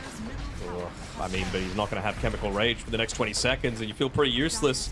If that's the case, they're going to give up 2 lanes of Rax minimum, at least waiting until this Chemical Rage is up and available once more. But, I mean, it feels like they can just stick Divine Llama up on the high ground if they really want to. Still having the double damage on the Void Spirit to be able to play around with. He's got those 2 Astral Step charges. They're going to force a movement with the God Strength. Yep. The Alchemist does have Chemical Rage back online. Buys buyback in 10 seconds. Doesn't want to use it right now, but it might be too late to save the base. Jumping onto Alex, just forcing him away from the fight. Range Rax will fall. One building separates D2 Hustlers from getting the Mega Creeps. With Alchemist respawning, they will want to just back off a little bit. Nice little Ice Blast onto LeBron. Adzentic thinking about it. Really thought about it. But they decide to rather let cooler heads prevail. They back off. They will come back in for another push down the stretch. And they don't need to take the big risk here, right? You're already so far ahead in the game. Might as well just cool it down and just wait for another opportunity to end it off. I mean, they're even in 2 minds about, hey, do we take this Tormentor? Do we not? Chen finally gets the Aghanim Shard, so we'll finally... probably not. I mean, he's backing off before he's going to be able to use the Holy Persuasion. He needs to be there for the defense. Oh, no. And he might actually die. And if he dies, because he expended this gold on the Aghanim Shard, he doesn't have buyback. This is a scary place to be on the side of Ancient Tribe. They only have 2 buybacks in the entire squad at the moment. Alchemist? Alchemist? Channeling the stun. Let's see about this one. I don't know. They get the stun out onto Yuma. Yuma does have an Aegis to help him out, though. They get the jump back in onto Mixer. Mixer, he's in danger. Ice Blast connects onto him. Diolico zaps him with the Dagon. And Visage forced to buy back. Although Yuma does end up losing most of his HP pool. Might even lose out on this Aegis. Got brought down to 200 HP. No clip. Demonstrating strength as he has the Rapier right now. I mean, they can just back off, they go for a full heal back in base, and then they're going to go again, because why not? No God Strength expended. They have everything. Did they actually even use anything that they can't replenish? No. They just popped the pipe, which is back in 20 seconds. That's it. Dude, Ice Blast barely has a cooldown. Yeah, it's like 50 seconds. Mobe. Really Mobe is giving me heart palpitations, dude. Like his they could have put another Lotus Orb onto him as well and just reflected the stun once again, and maybe that was the indication they need to be able to make an aggressive move. They're playing very carefully. All this physical damage reduction as well. Divine Llama is hitting up onto his level 20. Yuma is taking quite a bit of damage. Oh no, they're jumping in onto the Medusa. She doesn't have any mana left. They get to force off her away, but it's too late. He stunned himself. She's down and out. Rapier picked up by Yuma. Stealth stun onto Mobe, and there's just no more fight opportunity as now Yuma is the one with the Rapier. GG, well played is called. Ancient Tribe get wiped out. D2 Hustlers grab the W, and they are now 1 game away from getting into Division 1 for themselves. Did see a quick European smiley face come through there from Divine Llama towards the end of that one when they tried to go in onto Luma. Just the bracket, no colon, but you know, there was a bit of spice, bit of feeling in this game, wasn't there? I mean, obviously it means a lot to both teams, so if you can inflict the mental damage, it's going to be just as good as the in-game play. But you got to say, it was a really solid performance all throughout. I said D2 Hustlers at the start of the draft needed to out-execute, and I mean, Mobe seemed really excited by the fact that they were able to get away with that Medusa pick with the last one of the entire draft, feeling like that is a little bit of the Underlord counter, but they were just playing from behind at all stages, really targeting Mobe's Alchemist and making sure that he never scaled to be that true second core. Yep, and you're talking about how they picked this Medusa as a Ursat's Underlord counter. Regrettably for them, Underlord was countering the Medusa, killing her in the laning phase, providing so much difficulty later. These Pit of Malice placements I really like from Divine Llama as well. Just to split the fight, he knows that his team is stronger, provided they just have the movement advantage. Really good stuff from them. Yuma, I think, also played really well on the Sven. However, we have to shout out at Adzentic. Yep. This Void Spirit was phenomenal. did everything almost perfectly for his team. Suffered 2 deaths, I think, involved in 32 kills overall out of his team's 40, which is insane.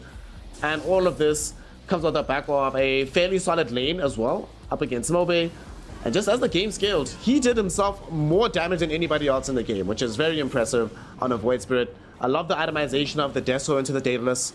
The Echo Saber did a lot of work. Manta style, who would have thought that Manta would make a huge difference? And of course, moments like this doesn't help either, Daenog. When you have a fight that goes this poorly, and there's several of them in one game, that's never going to bode well for your squad.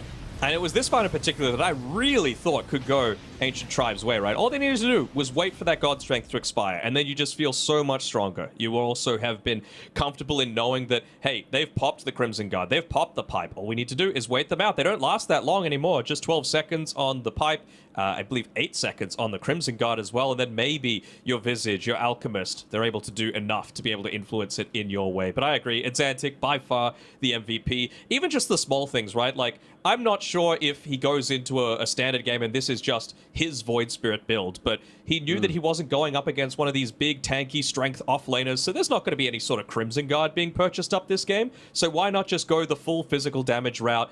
Maybe if he went into, you know, the Kaya-Sanj Dagon, they're able to protect with the pipe, with the Glimmer Capes that they still had on Ancient Tribe, but because it was full physical, it means that you're able to just rip through this lineup that involved, what, 3 intelligence heroes, I believe? So there really isn't too much that they could do to be able to defend against that. Unfortunately not. We didn't really get to feel the impact of this Alchemist from the mid lane for Mobe. And for Ancient Tribe, he is kind of the engine of victory. If he's doing really, really well, their team overall tends to be doing a lot better. And in this game, he's the only one that could make things happen. It just became too difficult for that to go down. What do you make of this? Would the game have been different had he gone for Blink Dagger first as opposed to rushing the Orchid, which kept them feeling very static for a very long time? Do you think they had the damage, though, if he did that?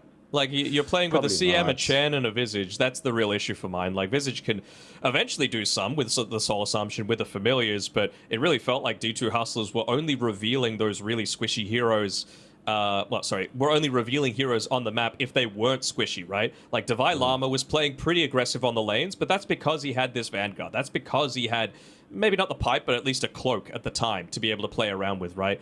Yuma, he was just sitting back. He was doing Yuma things, like you mentioned at the very start of the game, just farming, using that Great Cleave to be able to pick that up, and then it was just... They were making moves when they wanted to. You know, Exantic, Theolacor, they were making moves around each other. Theolacor, I think we have to shout him out too. Just the one death, 31 kill involvements to Exantic's 32. They were just connected at the hip the entire game.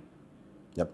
Excellent play coming in from D2 Hustlers. Good understanding between the members on the squad as to where they need to be to maximize their impact on the map. And with that, they've taken game 1 up against the Ancient Tribe. So no matter what, Ancient Tribe, if they want to try and make this comeback, they will be going the full 3 games if they have any chance to do so. Otherwise, it's going to be D2 Hustlers taking a 2-0 victory and booking their ticket into Div 1. We find out if they have what it takes or if Ancient Tribe will adapt in game 2. So don't go anywhere. We're going to be taking a small break to come back and bring you some more incredible Dota action. Just split up a bit. Go, go, go, go. Look, Portal coming. Portal. Radiant's top tower is under attack. Mobile. Where are you going? Let's go back to the portal. Double damage. Just...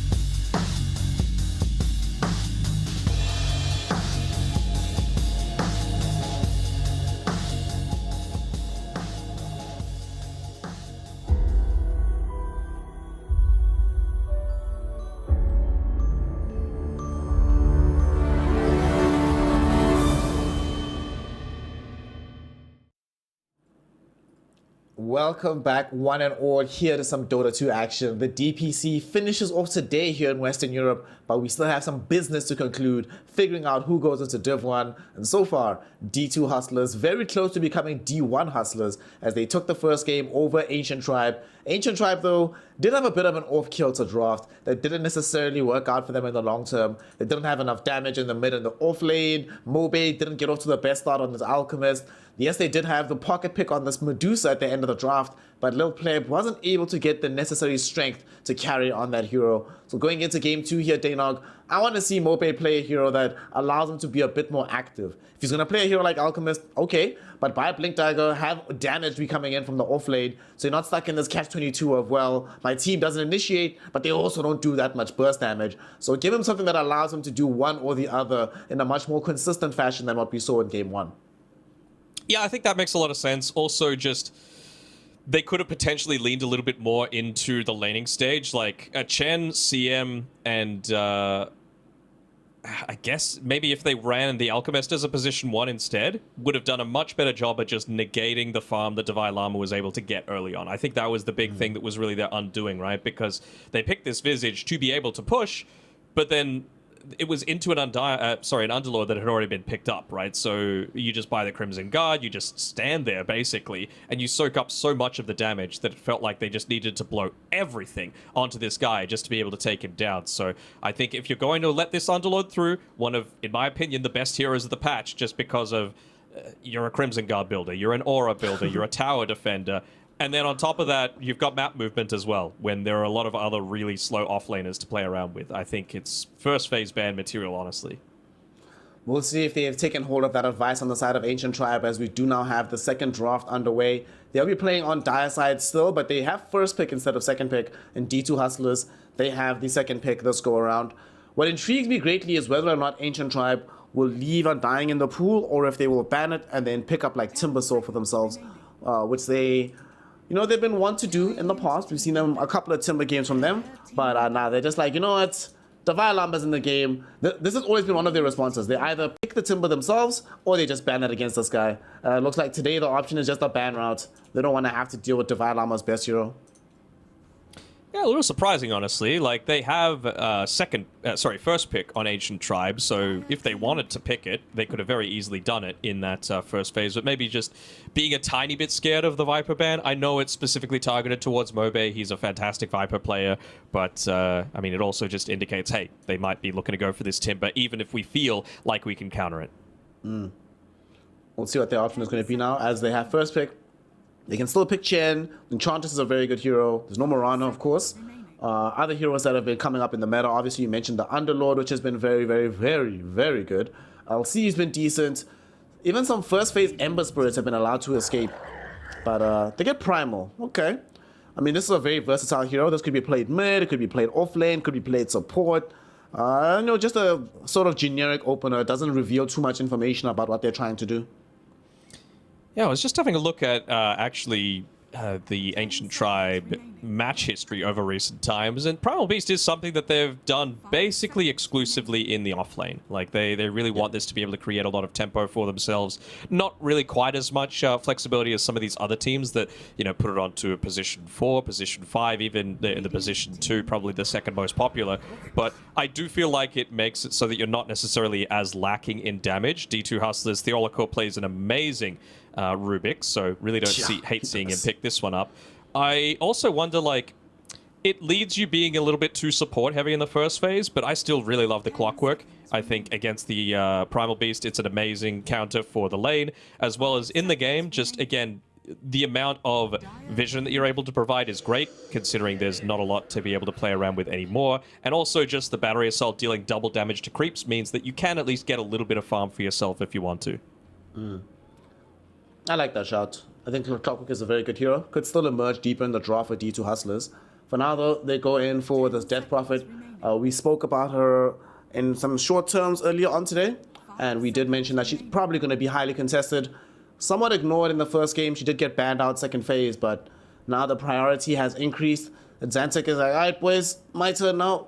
let's go on this DP hero in the event that Ancient Tribe do switch it up for Mobe and get him a more dynamic hero like his Ember in the mid lane. This is much harder to play into right now in the DP.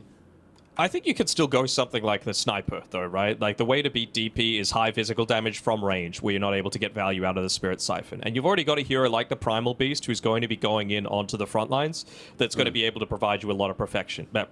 And you can go a Crimson Guard on this guy as well, but they still feel like this Visage is the way to go. I mean, are they now going to lean more into the... into like putting this DP into the mid lane and picking up a strength offlaner of their own? That's the way that I would approach it. I could still see an Underlord working for D2 Hustlers. Yeah, definitely. If you get Underlord and then you still, like what they did in game 1, have 2 separate heroes building the auras. Underlord builds the Crimson and the Pipe. Somebody else builds the Greaves. You know, so far DP can be the one can go for the Greaves, right? Then somebody else can even build the drums. It's a lot of options available for D2 Hustlers. Of course, Ancient Tribe also have an Aura bot in this Visage, as well as a Drums builder. Didn't go so well for them in the first game, but at the very least, this time around they have Primal Beast. Yeah, you went Solar Crest. Yeah, you went Crest. But I think that has to do with playing Alchemist, right? I think you kind of have to have a Solar Crest or some kind of armor item in the game when you have an Alchemist as a core hero. I think maybe they were considering that they were lacking in damage, and maybe that would be what's provided to be able to assist with the burst, right? Like, to start the snowball. I'm very happy that they've banned out the Underlord, because it would have been so good this game, right? It prevents you from losing towers, lots of damage over time against the Gravekeeper's Cloak, against a strength hero, % damage, amazing. And just another body to be able to protect the DP. So I'm still feeling confident in if they wanted to go into some sort of like fight from range draft on Ancient Tribe, because, well, it's not that the Rubik likes to be playing from range, but he can't really be dealing damage to the main priority hero, let's say. I'm just using Sniper as an example, but Drow could probably fit there too. That just sits back and, you know, peeps, snipes away, whatever you want to call it. And there's nothing really that a DP could do to start the forward aggression on D2 Hustlers. Just before we get deeper into the draft, I do want to say, you know, obviously D2 Hustlers, they're in good morale right now. But Ancient Tribe, they didn't seem too down in the dumps. And as well, the other thing was that after the first draft ended, it wasn't like they were like, oh man, how are we going to have to deal with this? It was very clear that they had an idea that they thought would work. Sometimes your ideas don't work. That's okay. But they just have plenty of other things to be able to fall back on. I hadn't seen them go for a draft like that before, so I'm expecting this one to be much more of, you know, the Ancient Tribe style, which is, of course, just playing a little bit more on that active role for Mobe. Just revert to the mean. I like what you said there, because a lot of times you see these teams just crumble when the ideas don't work, but failure is a natural part of Dota. Not everything is going to work, and if you're going to get ahead in the meta, you're going to have to try and deploy some ideas before they're necessarily ready. It is what it is. D2 Hustlers also could go themselves into the Drow Ranger here. I see them banning out the Terrorblade. I mean, the TB, the Drow plays well into him anyway, but they could also go for the Alchemist maybe on D2 Hustlers. That's something that they could consider. Then you have that hero be the one to play, you know, the Yuma style. He's just farming. Imagine giving him that kind of space on an Alchemist rather than just a Sven. You could become a monster much faster in the game. Natural Radiance builder as well always feels nice against the Visage for that damage over time to pop the cloaks. And I mean, you've already picked these two heroes. There's no way that a Darkseer is coming out on Ancient Tribe. So yeah, it really feels like you know, something like an Alchemist would be quite good. They probably go for support first, right, on D2 Hustler. So that means Clockwork feels good. Raptor, haven't seen as much Disruptor as just before the patch hit, but there's still some games where it can be very, very good. I love playing him into Primal Beast. You just grief this hero as much as possible. You're all slowing? No, you're not, buddy. Just stay in position. You can't do anything.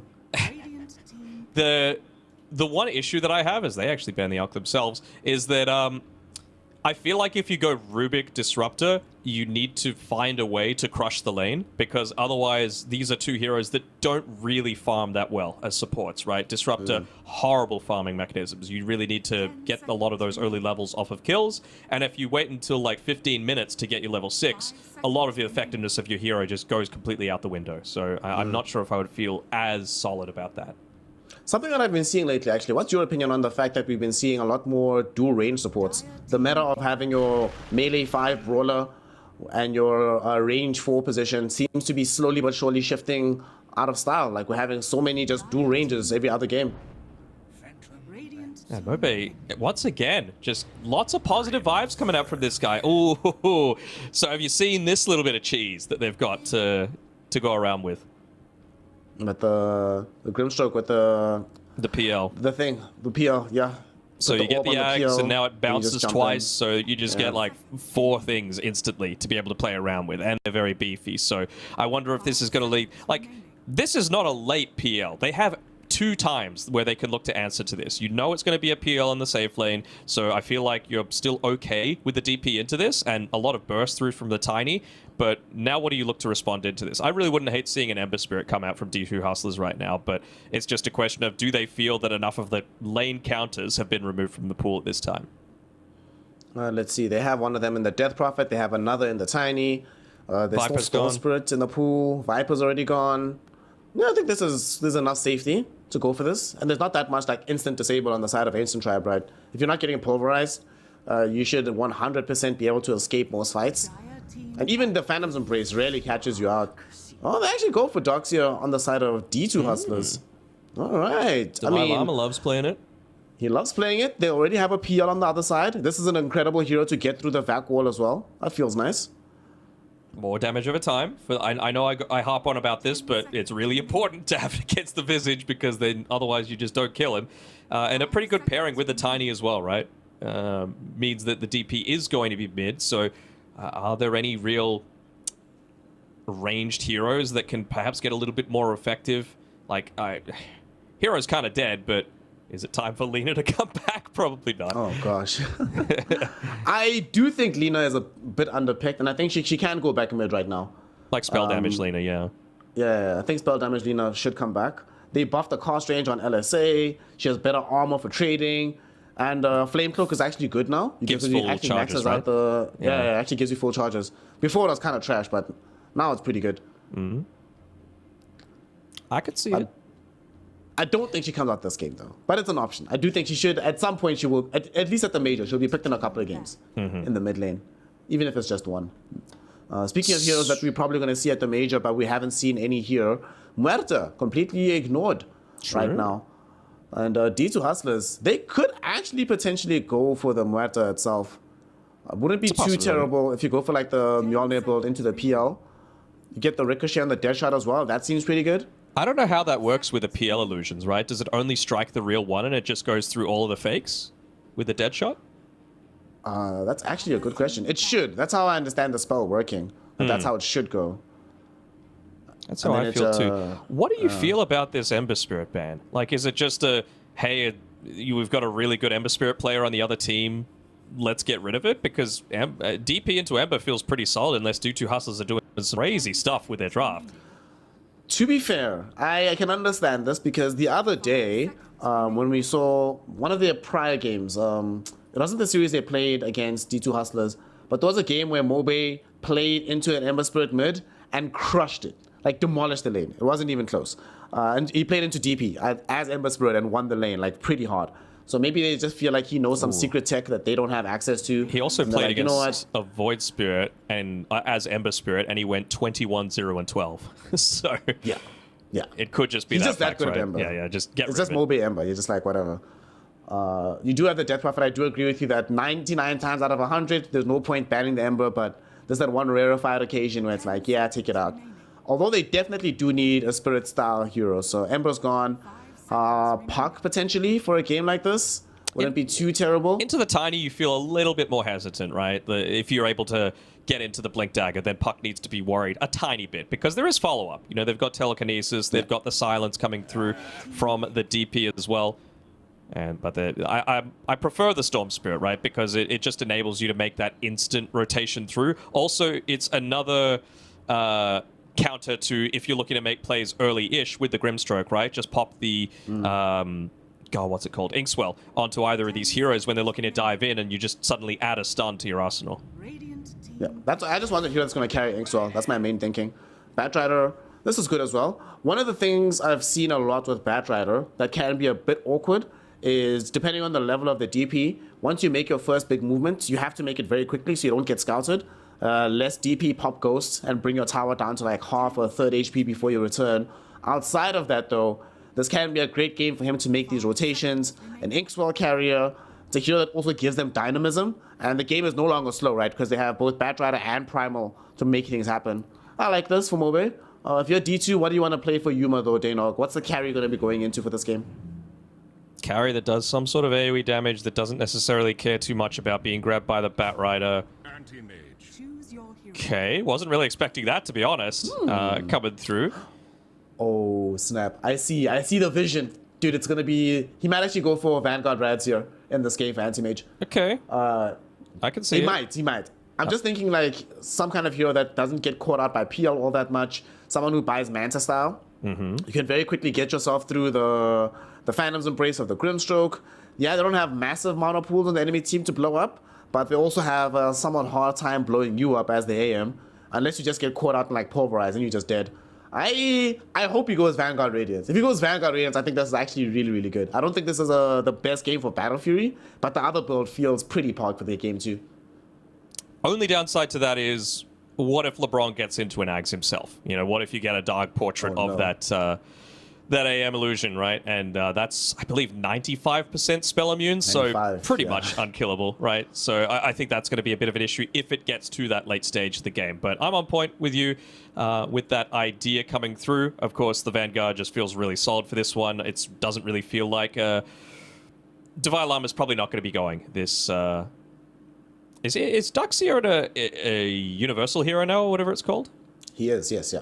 Yeah, okay. Because I remember seeing this thing where every single int hero is now ranged. There is no melee ones left anymore, so that's really interesting to see. I don't expect to see him go into the Crimson Guard. I don't know if they will even have a Crimson Guard this game. I think maybe just overall armor, like a Shiva's AC, perhaps, on one of these heroes, but even then... I just think this Visage is going to have a lot more impact this game in terms of what damage output Mix is able to do. That's the one area of concern that I have for D2 Hustlers lineup, is that they don't really have that big way to counter the Visage once it gets into the mid-game. Yeah. Should be a much better game for Mixer this time around. Of course, Ancient Tribe putting all their eggs right now into the low play PL basket. Both rushing for the Twin Gates? We could see some gates start to swirl in front of each other, and they'll be like, hey, wait a minute.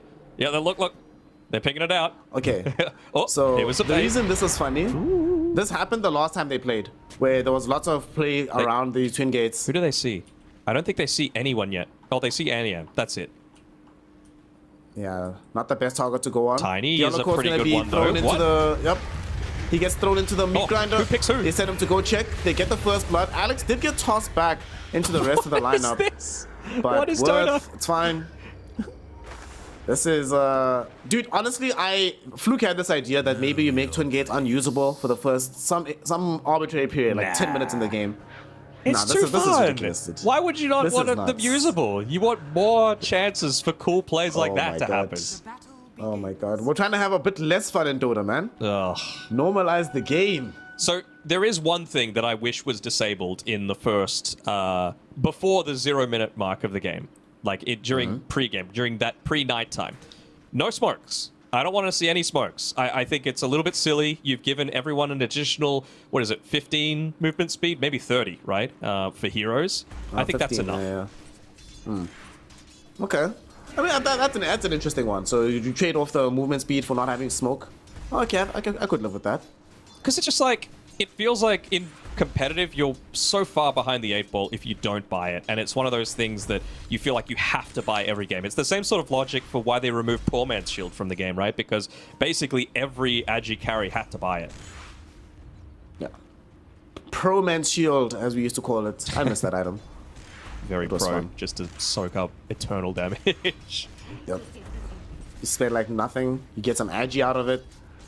I think it might have been different if you didn't build it with Slippers. Then maybe you could have an argument for keeping in the game, but with Slippers, it was just way too good. I mean, and then they removed Stout Shield after that because they were like, you know what, let's just give them all a little bit of block. Well, we are underway with this game too, mid lane. We used to see this matchup a lot more, the DP into Batrider. Usually it used to be Batrider do okay, then he makes moves, DP exploits the movement by pushing. Nowadays, both of them just farm. Mobe does have some kill threat, but Only if Adzentic makes a mistake with the Spirit Siphons, which should absolutely have been nerfed, but it wasn't. Feels weird. Delacour goes for the toss back onto Divine Llama. Is it going to be enough? Well, maybe with the vacuum. They're trying. They don't have enough movement speed, though, to keep their full beat Level out. two, though. We'll find the Avalanche onto him. There's going to be a big slow from LeBron. 2 heroes caught in the stroke of fate. So they will not be able to run down Lil Pleb. He'll just tango up. LeBron did a Should great be job. okay. That was the second great stroke of fate that he landed in that one kill engagement. And off the back of that, I mean, well, maybe he has to be a little careful of getting tossed back, but I'm sure they're having a look at Divine Llama's mana that he's got to be able to play around with, and they're actually going to make an aggressive attempt off the back of this.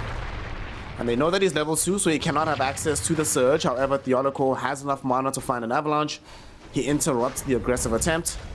And they'll just keep harassing each other. Throws a creep at him for good measure. Tosses breaks the clarity with that. Nice, Yeah, big if you're not getting those early kills, then you don't have the money to be able to afford these things like the mangoes and stuff that they've got coming through. Like, it's a couple of mangoes now that Divine Llama's purchased up, but I thought they were really expecting to get a few more kills in this lane. Maybe they're going to wait for level 3 on Divine Llama just so that that Ion Shell ends up doing a little bit more damage, but by that point, PL's going to... Well, he is already level 3. Yeah.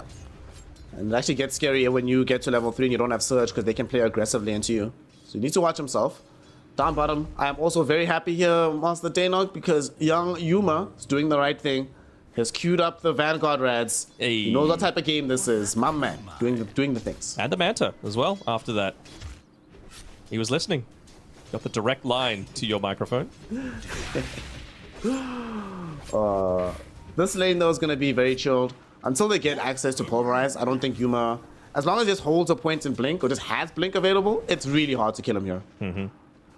I've always been thinking, like, is there a way for me to make, like, a 310 to Yuma pun, but I can never think of the right position to do it. I mean, you wait up to, like, a hectic team fight where he's the lone survivor after 9 heroes have died. Uh-huh.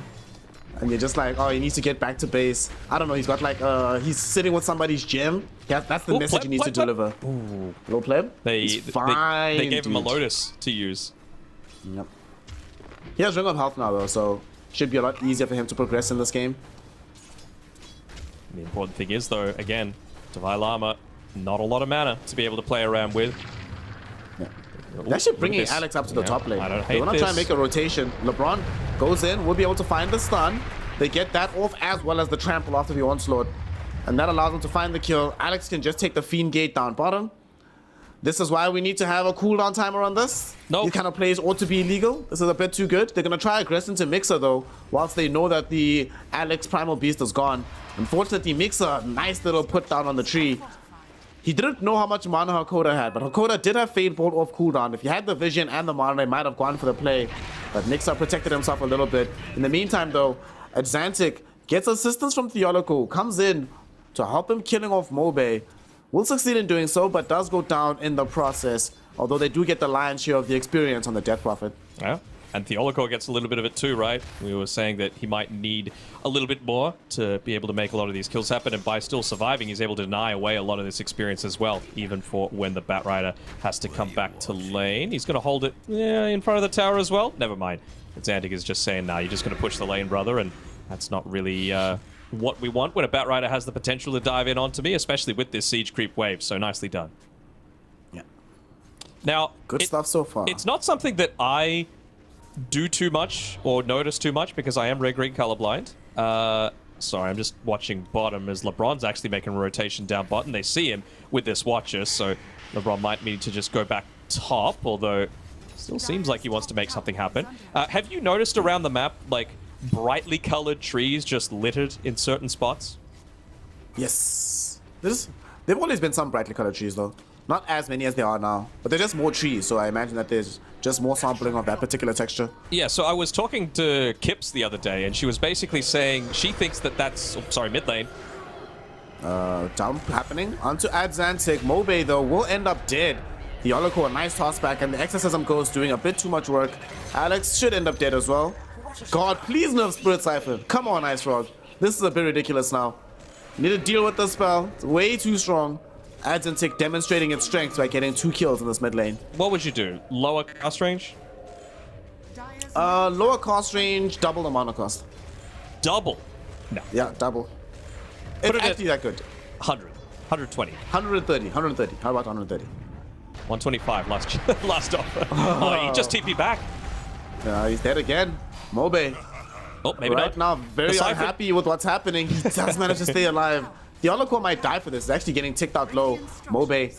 One more right click will get the Olocore, but he's also maybe getting himself too close to getting brought down by Xantic, so he needs to be careful. I mean, even Theoloco, he has an Arcane Rune pop, so he might look to just toss out that Avalanche from afar. Oh man, he even gets the Tranquil Boots delivered. Should be able to regen him up through that Flame Break, and he didn't have the Napalm on him either. So anyway, Kips was mentioning that a lot of those bright trees are like indications from Ice Frog saying, hey, if you cut this, you can actually put a really cool Observer Ward here, and it actually reveals a lot more space than you might be expecting. And I'm kind of seeing that. Like on the... Next to where old Roshan used to be, for example, the tree at the very top of the hill, I think is one of those different colors that if you cut that, then maybe you can place a cool Observer Ward. So this is like in those old cartoons where you see one particular texture. Yeah, you're like, oh, that must be something relevant because it's much more brightly colored and animated than the rest of the field. Top lane, we will be seeing this particular play happen a lot. Onslaught into the Inkswell. Obviously, it will not succeed all the time if Akoda is nearby, especially, or if the Darkseer is there. But it succeeds for now. Tried to yoink away the Lotus before he ended up dying. Not quick enough, though. Goes over to Little Pleb. You gotta make these moves, and you gotta try and hustle.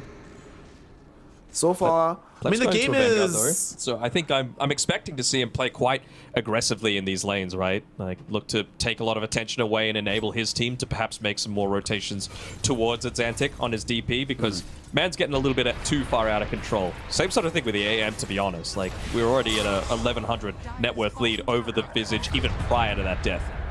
Yeah. And AM, speaking of him, he does end up getting a pick off onto said Visage. Escapes away from Alex, so can't die. And Hakoda just kills the courier in the meantime. And they might try aggress back into Alex. I mean, he's got the Vanguard. Is here as well, with the Avalanche being up in 1 second. Not enough mana for both that and toss. So opts instead to just toss Alex back. Alex has no wand for himself, so no easy onslaught plays. Nice little stroke of fate though. Mobe does have Lasso. Might decide to trigger it off, but gets to actually save it as well. LeBron with the big plays in the Phantom's Embrace ensures that Yuma has no way out. Very big kill to pick up here. And Alex should eventually die. It took a while. Freebie. Only now do they get the kill. At the same time though, Hakoda, I don't think you escape from this one, my friend. Couple of hits. Stroke of Fate is at the ready. They've already gotten out the medallion onto him. And they missed the Stroke of Fate. Hakoda only now gets scouted out. And Mixer is going Mixer, back. where What the hell are you, my happening? Dano, what is this? What's he even gonna do? Going to the wrong side of the base. This gate will not let you in, my friend. LeBron kills him off. Mixer, turns out it wasn't even necessary for that one. I wonder if he was considering like seeing if he could wait out his telekinesis and then toss him down to the low ground if he gets close enough, but well, not able to quite do that. Still though, big kill that they're able to get onto the anti-mage though. Starts to recover the Batrider's game a little bit. Now he's actually level on levels with the Death Prophet. Looking to just try and bully Yuma out a little bit here. Could they look to get this one off? I think this is a kill, yeah? This is a straight up kill. And with the TP in from Hakoda, he's gonna die as well. The kill onto the anti-mage enabled Mixer to get level 6 as well, which provided the additional damage for Familiars to bring down Rubik. And he's got the Solar So Crest. 2 heroes dead. So yeah, he's waiting for the crest again. Start to do a lot to this tower. To be fair, Solar Crest with PL in your team is also very, very good. Yeah. Build up those illusions quick fast. So good stuff from Ancient Tribe. They're not allowing this game to go completely out of control, even though Xantic is monstrously farmed. He's going to try to deploy that farm down bottom as he smokes up with Tiny. The Olocore doesn't have the blink just yet, but he's more than halfway towards getting it. So if they can get another pick off or two, it would really make this game start to feel a lot better for them. Can they burst Mixer anymore though, with the Solar Crest on him?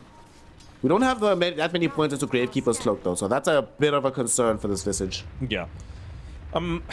Not that I'm surprised, but Devi Lama's still going into the Crimson Guard. It's just so good against the PL and the Visage that it feels like you just need it, but you're certainly not going to get as much value as we saw last game out of the Underlord, right? Like, not a strength hero, you're universal, and also, of course, you don't have that atrophy aura as well to be able to play on the back of, so it's going to be effective for sure, but not quite so much as last time. So while I still think they Actually, they don't even have as many damage issues, right, as they did last time. I think that's something as well that Ancient Tribe have addressed with their draft.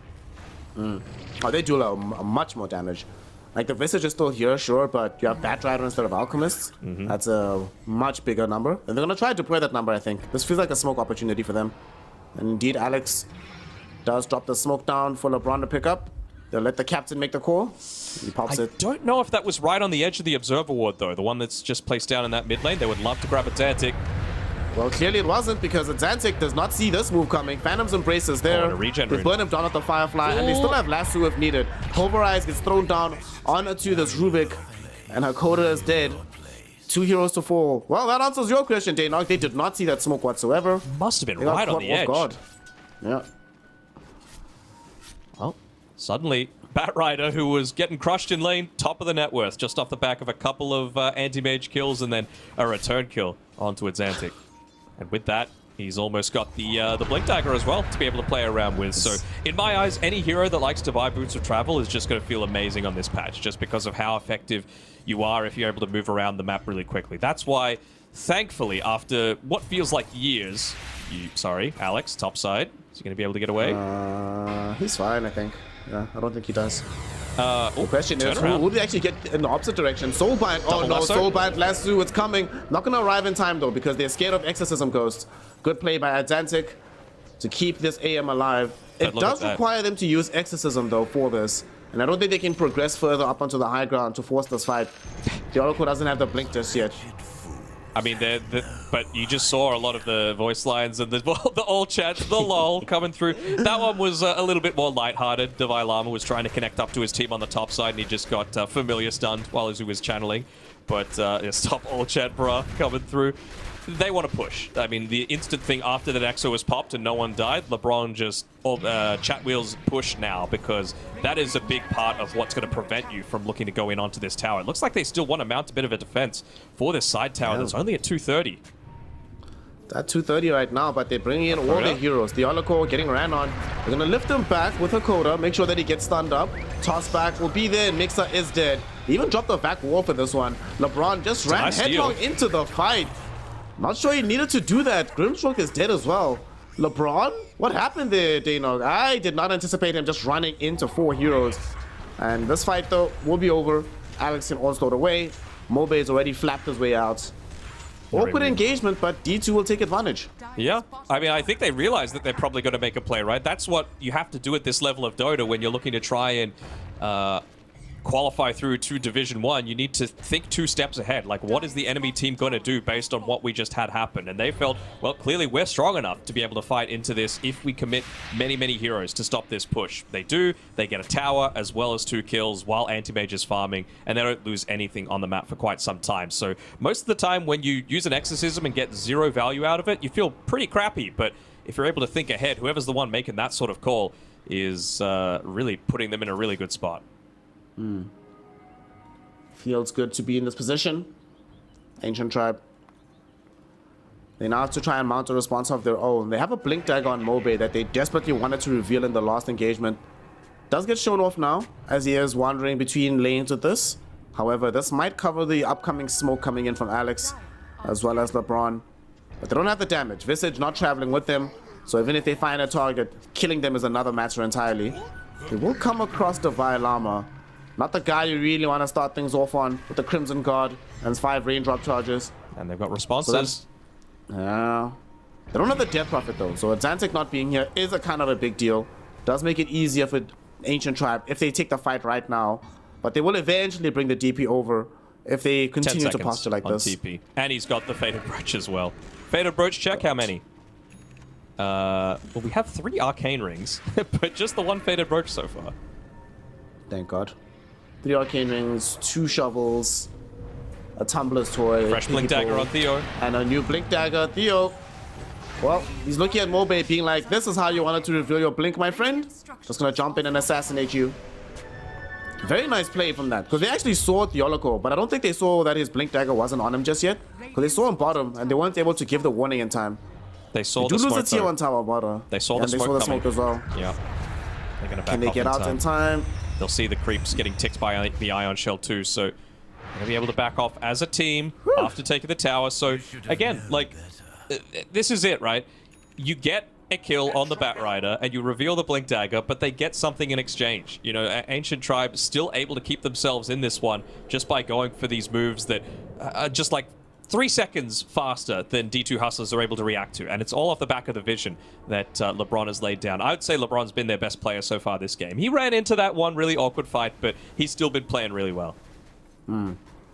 LeBron's really been playing well, making some decent calls for a squad. And they're going to smoke up again, LeBron. He's moving with the PL this time around. The only viable target that I could see them getting without any interruption would be one of these supports. But Yuma, he gets just jumped on first and they get him. They steal back their napalm, but that's not the spell they want. Avalanche will interrupt this for a little bit of time. And here comes the onslaught and the trample. Yuma will find himself brought down. Cannot turn things around with the Mana Void. Pulverize holds Rubik in position as well so they can clear him up. There will be a turnaround potentially from Divine Llama. Decent vac, okay wall, but not on the targets you want necessarily. And they might be able to take the rest of this fight. Atlantic has Exorcism, hasn't used it just yet. Yoloko, beautiful interrupt with the Avalanche. And with the Diffusal though, they have the damage. They're going for this Death Prophet. She might die even with Ghost going. Spirit Siphon though, what the hell is the spell? It keeps her alive. Yoloko though doesn't have that luxury. Loses his life. And they're still chasing here, Danon. They don't want to leave this fight just yet. For the they're going to commit all the way.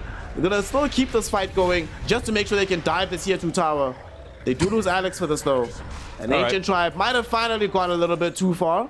They can't stop makes us CP out.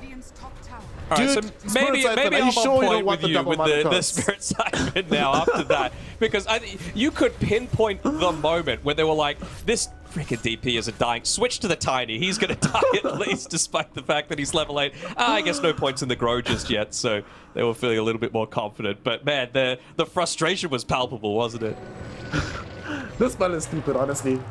Like, how is this legal? How is this allowed? Death Prophet should have been dead to rights there. What's really crucial though, the fact that she survives keeps the tier 1 tower alive, and it makes sure that they don't get so much more as Ancient Tribe. They actually have to run away, despite being able to kill Anti-Mage so early on. Still does kind of feel like one of those games where PL is just going to take over, though, doesn't it? I mean, honestly, a lot of the times in my pubs, I'm just praying for someone to pick that PL, because I'm like, all right, I know I can secure the early game, and this hero kind of plays itself once it gets to the late stages. And you know you're probably going to get to that point because of, again, all of these creeps that you're able to farm. Yeah. There's just so much net worth on the map. Down bottom, the Yoloko is going to die. This must be very satisfying. The Yoloko has been playing out of his mind this game. So killing him off must feel very, very good for Ancient Tribe. That does give time though, because Yuma has finished off the Radiance. We do have it online on the Anti-Mage. Unfortunately, given how well the PL's game has been, it's not enough just yet for me to feel PL has been sufficiently countered. I still think they need a bit more to come in from the rest of their heroes. A Lotus Orb would help, and I do like that they already have the Crimson Guard on Divine Llama. I mean, as he just inches closer and closer towards that Aghanim Scepter, I'm like, uh-oh. it's gonna be happening pretty shortly. I mean, he's even set up right in front of this Tormentor as well. I wonder if with the Inkswell onto him, he feels safe enough to be able to take this. There isn't quite as much protection from the Reflect anymore with the PL Illusion, so maybe they're going to need to bring another hero, and yep, maybe Pleb hasn't played a PL on this new patch just yet, because it really does feel like a big difference. And look at what Hustlers are doing. They want to try and steal this one away for free. They find a kill onto Mobe, they get a pick off onto LeBron, and they really wanted to stop them taking the Tormentor. Low Pleb, he is in danger, not dead just yet. Good nice little onslaught coming in from Alex to interrupt the heroes chasing. He will die for this, but hashtag worth to buy space and time for Low Pleb. But this is, as soon as the 20-minute mark hit, they smoked up on D2 Hustlers. They were headed here no matter what. Both games, they've been very, very preoccupied with controlling the Tormentors on both sides of the map. They managed to get both the first game. They're looking to do that feat again here in the second game. And this denies some pretty good shots away from Ancient Tribe. Absolutely. I mean, the Grimstroke one would have been absolutely amazing, right? Just being able to provide that additional healing off the back of even a PL eventually, right? Who wants to be going in pretty deep.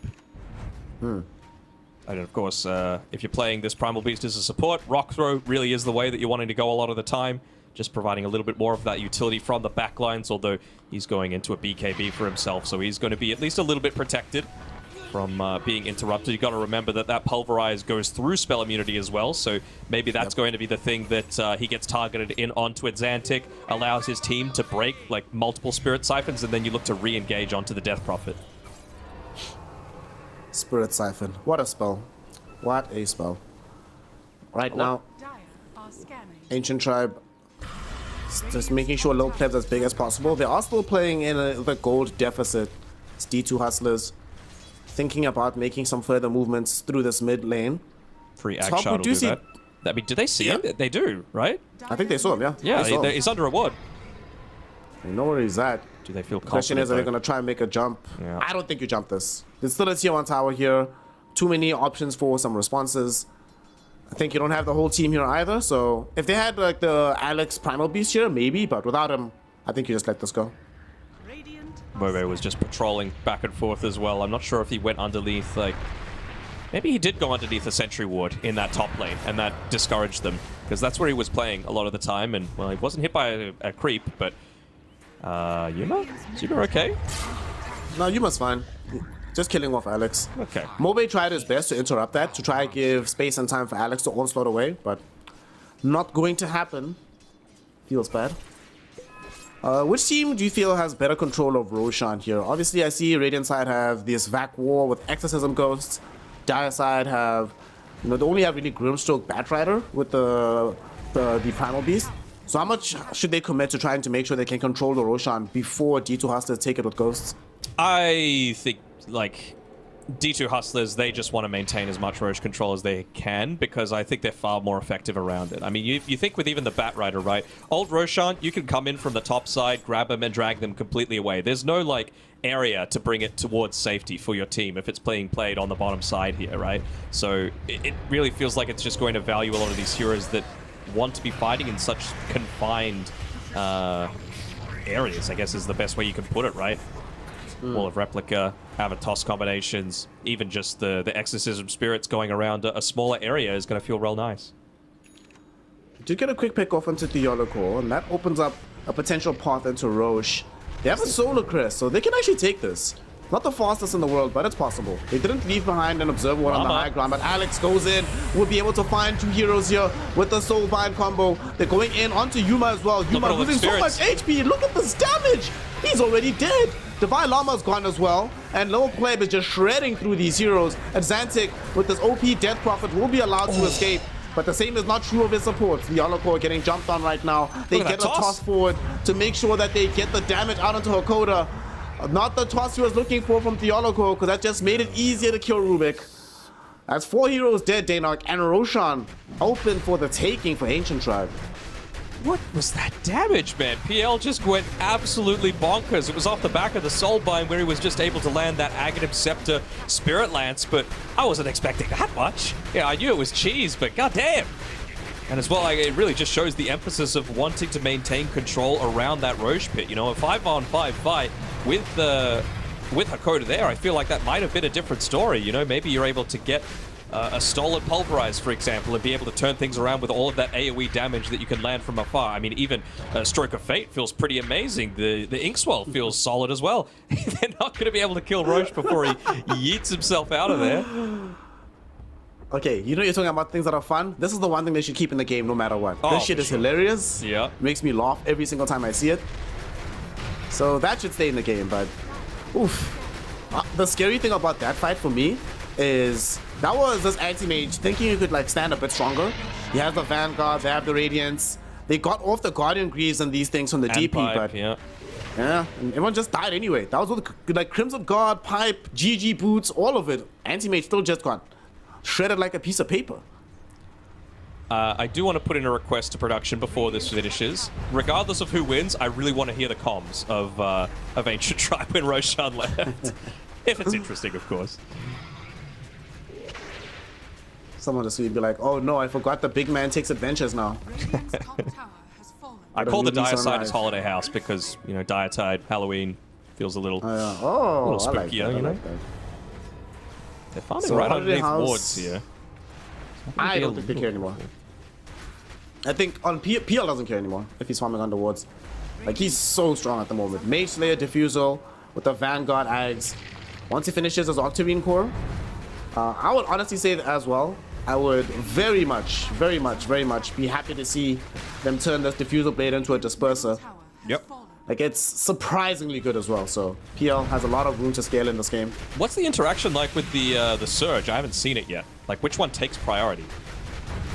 That is a very good question. I would guess imagine surge, the right? disperser. No, because like, Or is it- surge allows the unit to reach maximum movement speed and cannot be slowed. So I would imagine it just ignores the disperser.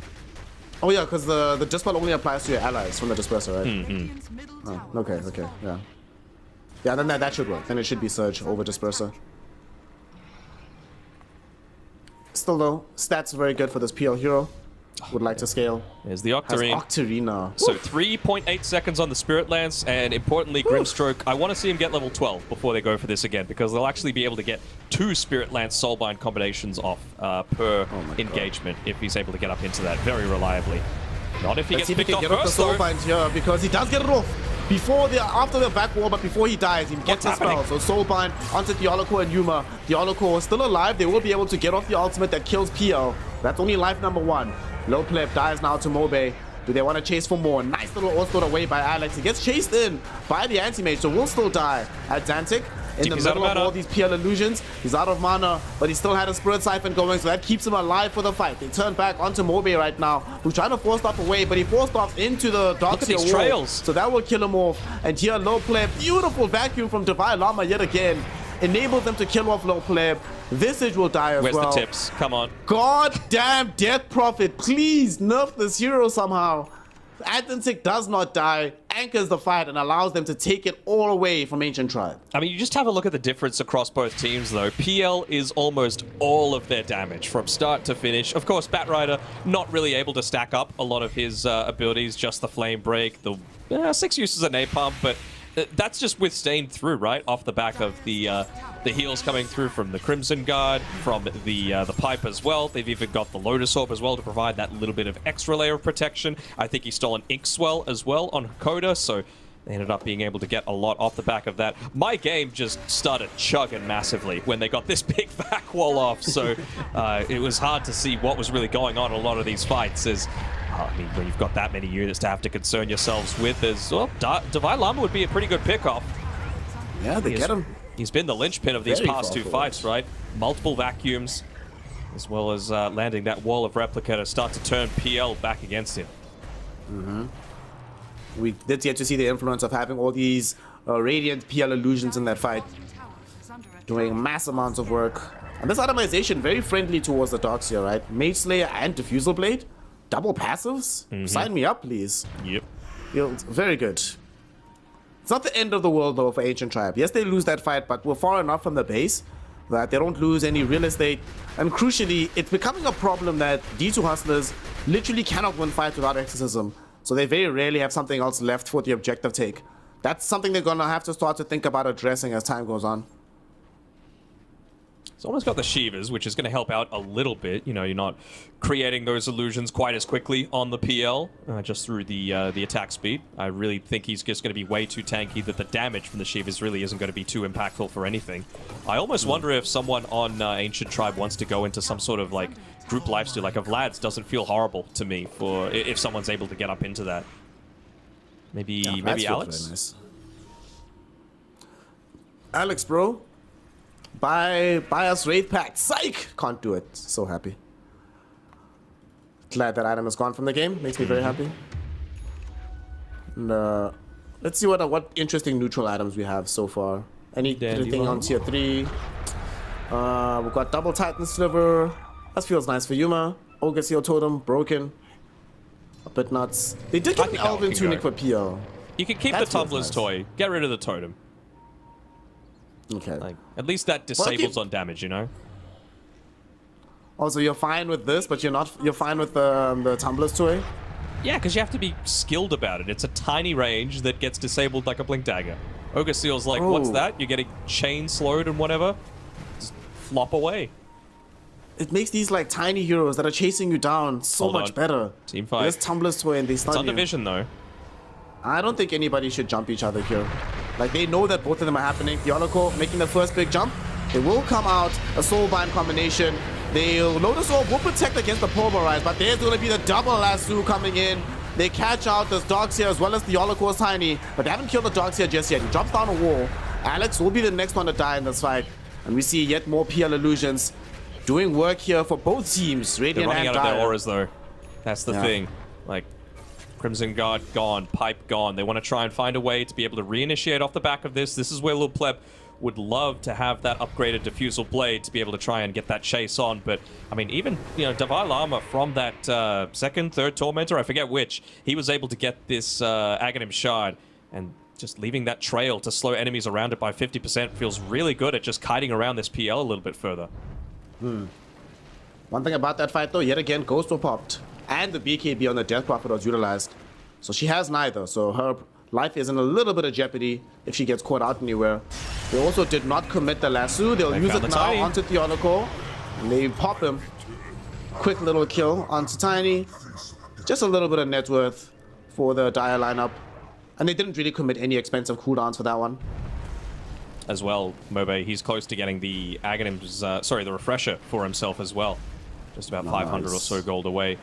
Using his time with that Boots of Travel again, just making movements around the map so efficient, keeping lanes pushed in, because if they're having to use a lot of these exos for team fights, and it's not in an advantageous position, like you were saying before, they can't really get anything off the back of that in terms of map presence, objectives, even just the Roshan. Rosh will be back up prospectively in 25 seconds. So both teams have to start thinking about him. He'll come back in the holiday home if he has an instant respawn. But he might have a chance to come back into the garden if he comes a little bit later. We shall see. 7 healing Lotuses short, I believe, of potentially getting into the block of cheese off the second Roshan. Damn. Oh yeah, you should apologize to Fluke, because I remember when he told you about it, you didn't believe. You thought he was trolling you. I was saying it like I was true, and I'm like, the more I say this, the more it sounds dumb. But then I still went with it. Smoke up right now from Ancient might Tribe. have been right on the edge of that vision that was placed down by Hakoda previously. So let's see if they look to rally around their high ground, place up some wards to be able to play around with too. Do they have anything? Just Tiny. Might look to put it up on the cliff, and he does. Scan connects onto Davai Lama though, so they know where he's at. They do, and they're sending the illusion to be able to scout him out. He'll back off. So very see awkward that jump. surge trail as well. Yeah, I mean, you don't want to be going into where there's clearly some sort of high ground vision. The one thing that teams might be lacking is just an understanding of how far exactly that high ground ward extends. So, like, how far of a wraparound do you need to do? Do you need to go all the way into the tree lines once again? That's where Mobe is going, looking to scout around the Twin Gate to be able to maybe find a pick off onto the bottom side. But again, they don't know if the Twin Gate is warded. They don't know if this cliff to the left side of the Twin Gate is warded. So it really does come down to the fact that someone might need to buy a gem pretty shortly if they're looking to contest this next Roshan. Yep. I think for Ancient Tribe, they're just comfortable being able to control the Twin Gate area, so they know exactly how to control the Roshan fight. Look at this smoke, though. Are they just trying to steal away a Tormentor? Or are they going to look to contest Rosh? Maybe just seeing where... I mean, look, the creep wave reveals all, though. They'll see that it's taking damage. They'll see that some of the units are dying. Luckily enough, it is nighttime, so Roshan is going to spawn top right in front of where Lil Pleb is right now. So can they set up their vision? They send a courier over through the Tin Gate. They know Rosh is up on Dire side. And they're getting some wards out, so they're ready for this. Yeah, you can send couriers. Because it's a moving unit, not a plague ward. Not a plague ward, Danog. Not a disgusting little spitting plague ward. Uh-huh. Send a PL illusion, bro. It's easy. Oh, God. PL illusions. I wonder if you can, like, how many of them you can get through at once. That'll be funny to see. Yeah, look, they're trying to push up this top side, but they're just going to take it too quickly. It's too late. Yeah. Because they can't just run through the Twin Gate. They know that that's way too dangerous in a game like this. Yeah. So you have to try to take the long way around. That they could use to put through? I don't think so, right? Nah. Maybe if they had a trusty shovel, you can bring the kobold through. Poor kobold. Even LeBron, just his positioning to catch out. Oh, Alex pops the BKB, but just a bit of a safety measure. Yeah, I didn't want to get interrupted with the amount of wage during the usage of Onslaught. So it does the right thing, pops BKB, gets himself away from trouble. They can take the Aegis and Tormentor if they cheese, really right? want as well. Although, maybe with Lil Pleb revealing on this bottom side of the map, they want to make a move up top. Like, he's revealed on the creep wave, didn't go into the jungle, so they know his positioning. Outpost not revealing any vision anymore, and they haven't walked out under any sort of vision. I mean, if they can get this double damage rune, maybe they can find the intercept despite being the Aegis down. And, well, most of the time when they're popping the Exorcism, the lanes are in a pretty crappy spot. Not anymore. This top side is fairly deeply pushed in, so maybe they look to make a play around this. I might even have to just deny this tier 2 tower and get the hell out on Ancient Tribe. Does They're Yuma really just jump stacking in, up for hit it a this. couple of times? Yeah, he's thinking Scary. about it. He's got a double damage rune. And the Speed illusions surge. haven't lasted long enough to go up the high ground, so they haven't seen him just yet. One does now. They see him, they know he's got double damage. They need to back off.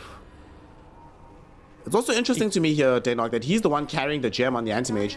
They're giving him the responsibility of walking on the item. The Core jumped in. They know there's no There's BKB. no BKB on Alex just yet, so he can't get jumped on. At the same time, caught who, so though? much damage onto the Core. There's going to be the Soul Bind, catching both him and Atlantic. Atlantic Yuma's gets in. off BKB. Yuma, though, goes in, finds the amount of weight onto the Grimstroke.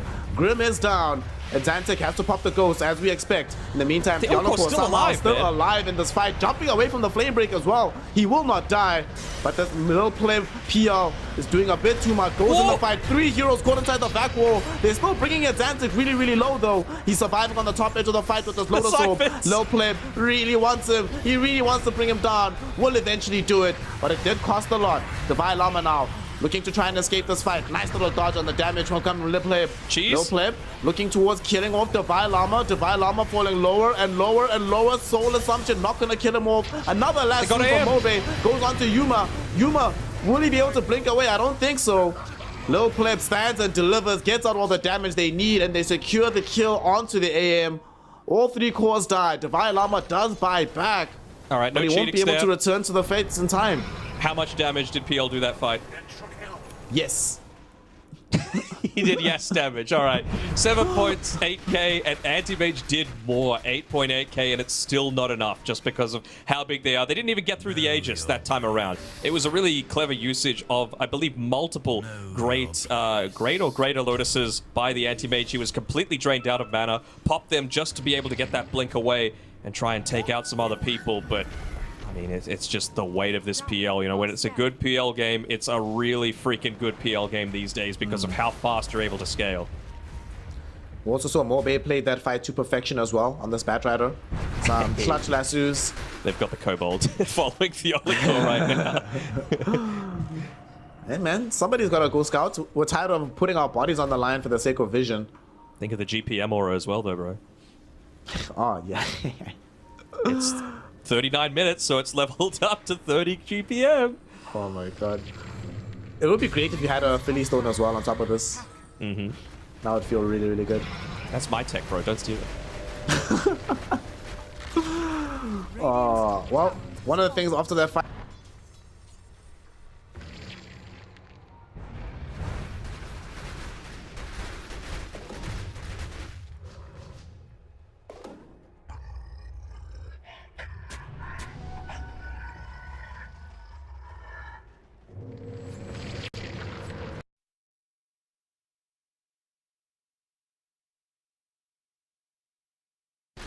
Radiant's top tower is under attack.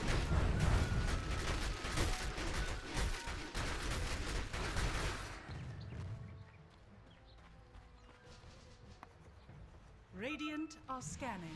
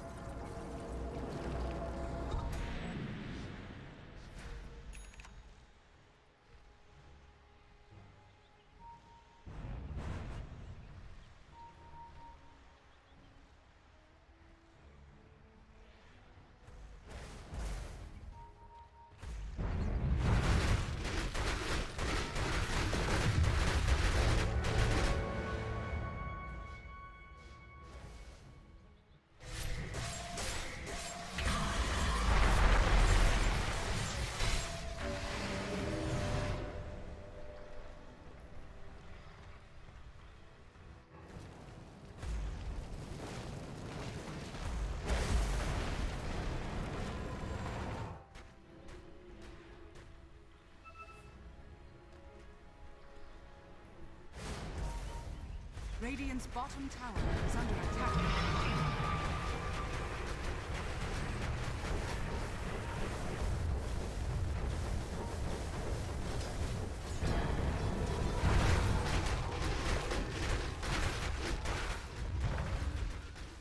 Radiant's bottom tower is under attack.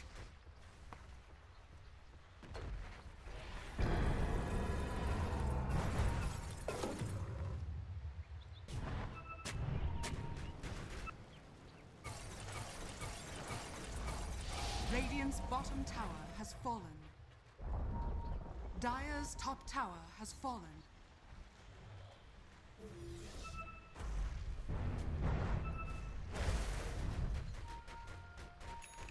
Dire are scanning. I bet it's nearly level 25 though, so he's going to scale even more. I think they also would have been very happy. If they get a Tormentor kill, I think it would be nice to get this onto Mobe, because he's dishing out a not insignificant amount of damage in the midst of these fights. If he can just keep doing more of it, it becomes really problematic. He'll for get D2 25 off of hustlers. this. 5 Yeah, range creeps. there I we mean, go. come on. Radiant's bottom tower is under Guys, attack. let's Tormentor. I got the Flame Break talent. Get me a shard. Oh my god. Yep. Then I'm gonna be really strong. They smoke up on D2 hustlers though. Dialocore. Many a time Not in this fully game. together. But they're coming See together. you, They're man. coming mid. They're ready for this. I love that Pleb just puts a little bit of pressure on that pressure on that mid lane though, forcing some kind of a defensive movement, and well, they're forced to move back to where their Tormentor just bit the Radiant's bullet. middle tower And is I mean, under you can attack. still siege with Lil Pleb. He's just waiting for the next creep wave to come. He's going to toss the Spirit Lance up and back off. Let them do the dirty work. And this starts to put pressure on your tier 3 tower. Radiant's Yep. You just start making some awkward decisions. And the first person honestly, that steps out of position is going to get lassoed. yeah. If he had hearts already, he could actually stand on the high ground himself and do this. Yep. They would not have the burst to kill him off. But he doesn't have it just yet, so he's playing this a little bit safely right now. It's nice to be able to, with that nullifier though, get rid of the pipe active, get rid of the surge as well. Well, that's going to be a big part of their success in the next little bit. Okay, how about this, Danog? Let's make Spirit Siphon dispellable as well. He did baby steps first, you know. Ice4 clearly likes the spell, so I think we just gotta take what we can get. Alright, let's do all of it. It's dispellable. Okay. We double the mana cost, double the Nice. cost range. Or like half the cost range. Half the cost range, double the mana cost, do all of it at once. And make it purgeable. Just remove it from the game at that point. Oh, yeah, I'm fine with that. Cool. Would you like? What was it? I think. Bring what back was his Witchcraft. passive called previous? Witchcraft. Witchcraft, yeah. I kind of liked Witchcraft. It was... I've always liked these weird passives in Dota. A lot of them have become like hidden passives, like your Necro stuff. I like that Alchemist is going in that same direction. But I like these heroes to have like a distinctly different flavor to them, you know? No, I agree. I like it quite a lot. What do you think they're waiting for on Ancient Tribe? Is it just Little Pleb getting to level 25? Does he really want the heart for himself just because? I think he wants Hot Aegis. And then he'll be like, alright. I mean, Then again, let's go into game. it's do or die, right? You're in control of this game. You feel like if you scale any further, like, what can an anti-mage realistically buy that's going to make PL's life challenging? Nothing, really, right? Like, he's done everything that he needs to at this stage of the game. But, I mean, is anyone else going to get significantly stronger? Divine Llama having 40 seconds off the wall of replica cooldown feels kind of nice. I'm not sure if 50 Iron Shell damage is going to do too much. I think he just needs to bank on some big plays coming out from himself. Also, Xantic as well, very close to his 20. Xantic can also die though. It's kind of problematic, even though you have Aeon Disc, they have nullifiers. But 20 is a huge power spike for this hero. With the Roach is Spirit up. Siphon damage heal. The big man is up though, he's at the holiday home. And they make the jump. Oh, it's Mobe done. finding at Xantic the perfect target, even though the Lotus Orb is there, and they get off the back wall. 3 heroes caught inside of this, but they do have the damage going on to Xantic. They nullify him, so you can't use the Aeon Disc. At the same time, Mobe found yet another lasso onto Theoloco. Low Pleb, not able to dish out the damage to end the fight just yet. Theoloco does eventually die, but Grimstroke and Alex on his Primal Beast die with him. Xantic, no more BKB, so just tanking damage from the PL. He's gonna get brought down as well. Divine Llama finds yet another wall with a vacuum through the wall. But Low Pleb still standing strong in this fight. Mobe coming back, finding the lasso onto Yuma and Divine Llama. But they back off. They don't feel like they're strong enough to take the fight just yet. Yuma jumping forward, looking for Mixer. Theological finding the 2-hero avalanche. But it's not going to be good enough just yet to find kills. Low Pleb getting jumped on by Yuma. Yuma can't do it just yet. They're getting him away. Nice back wall coming in from Divine Llama. They finally kill Low Pleb. They're going on to Alex as well. It's a dieback on the Primal Beast. Stolen lasso onto Mobe. Mobe is in danger from Yuma. He has no more mana, no more options, and no more life. He is dead. Down to right. 100 seconds. Does have buyback though. And they know Roshan is online. So they might have to commit buyback to protect the big man. But D2 Hustlers, it cost them a lot of spells, but they have done it. They took a fight against Ancient Tribe and will be rewarded by an Aegis. It's not just the Aegis, it's the buyback out of Little Pleb. That's the big win coming through from this. Like, sure, you probably will to give this one over to... Wait, do you give it to Yuma or do you give it to Exantic? Just the value of having that Death Prophet there. I'm not sure when you would really look to use the Exorcism is the thing, though, right? She bought back, so I think you give it to her. Yeah, I know, but still, like... To have to get through 2 anti-mages who now has that minus 50 seconds on the Mana Void cooldown, so you, with how long these fights are going, you're pretty reliably getting off in a couple of these fights, and yeah, looks like they just want to tank up its Antic for now. I really hope he switches in that cheese for the magic wand, because that's my big pet peeve, dude. People that just have the cheese and hold it in their inventory, in their backpack until the very end of the game, like, I could have used it, please. The cheese. What a massive fight. It took so long for them, but they do manage to do it. They got off the second wall of Replica, right? This was that level 20 Darkseer talent that I was talking about. It came into fruition there. If he doesn't get off that second wall, there's no way they win that fight. But they now get the jump forward. They find Alex with the stolen lasso. This is a dieback. If they can bring him down here, he will pop the BKB, trying to get himself to safety on the high ground. Has Pulverize online as well, so they need to be a bit careful on the Radiant lineup. But D2 Hustlers... get away without the buyback on the Batrider though, so at least he has that to be able to play around with, but it's going to require Mobe obviously putting himself in a much more dangerous position. You can't throw Little Pleb there anymore. Yeah. What a massive swing of events. It's like a 12k net worth swing directly in favor of D2. They have the win probability as well. All of a sudden, it was heavily against them for quite some time, but now it's favoring them. And that was I'm not sure if... Did PL have level 25 before that fight? I feel like he was a little short. And maybe he just got it while he was farming. Okay. Because that's huge, just having a lot of that extra damage component coming out. He may as well just buy out this Disperser as soon as he's got the money to do it as well, right? He bought back. You're not really saving for anything. At this point, I think D2 Hustlers, though, they recognize that, yes, we won this fight, but it's still a precarious place to be. So we can't let off just yet. Still need to apply a pressure on the map. Hopefully take it ages. They're looking to neuter him a little bit by just draining his mana. You can't really do too much if you can't jump in onto the front lines. You're not really wanting to be holding on to Lotuses or Wand or Cheese at this stage if you're anti-mage. It's also surprising how good PL is at holding off these pushes. I mean, between PL Ags and the Grimstroke, going up the hill is going to be really hard for D2 Hustlers. Yeah, for sure. They've even enabled Mobe to be able to push out this bottom lane a little bit, so some perhaps defensive movement that's going to be forced out by them, maybe anticipating that someone's already made that TP back, so as Batrider looks to join the rest of his team, might look to go for a smoke here. Oh my god. There's a massive creep wave down bottom. Holy smokes. There is a DD mid though, so they want to take that fight now while they've got it before their base is under too much threat. Maybe just waiting out the duration of a potential smoke before looking to re-engage. They gotta be careful not to split up too much though. Let's see what they'll do here. At some point somebody has to come address bottom. There's 2 Sea Dragons on the way, Danog. This can't go forever. They can't posture like this all time. They need to figure out a solution here.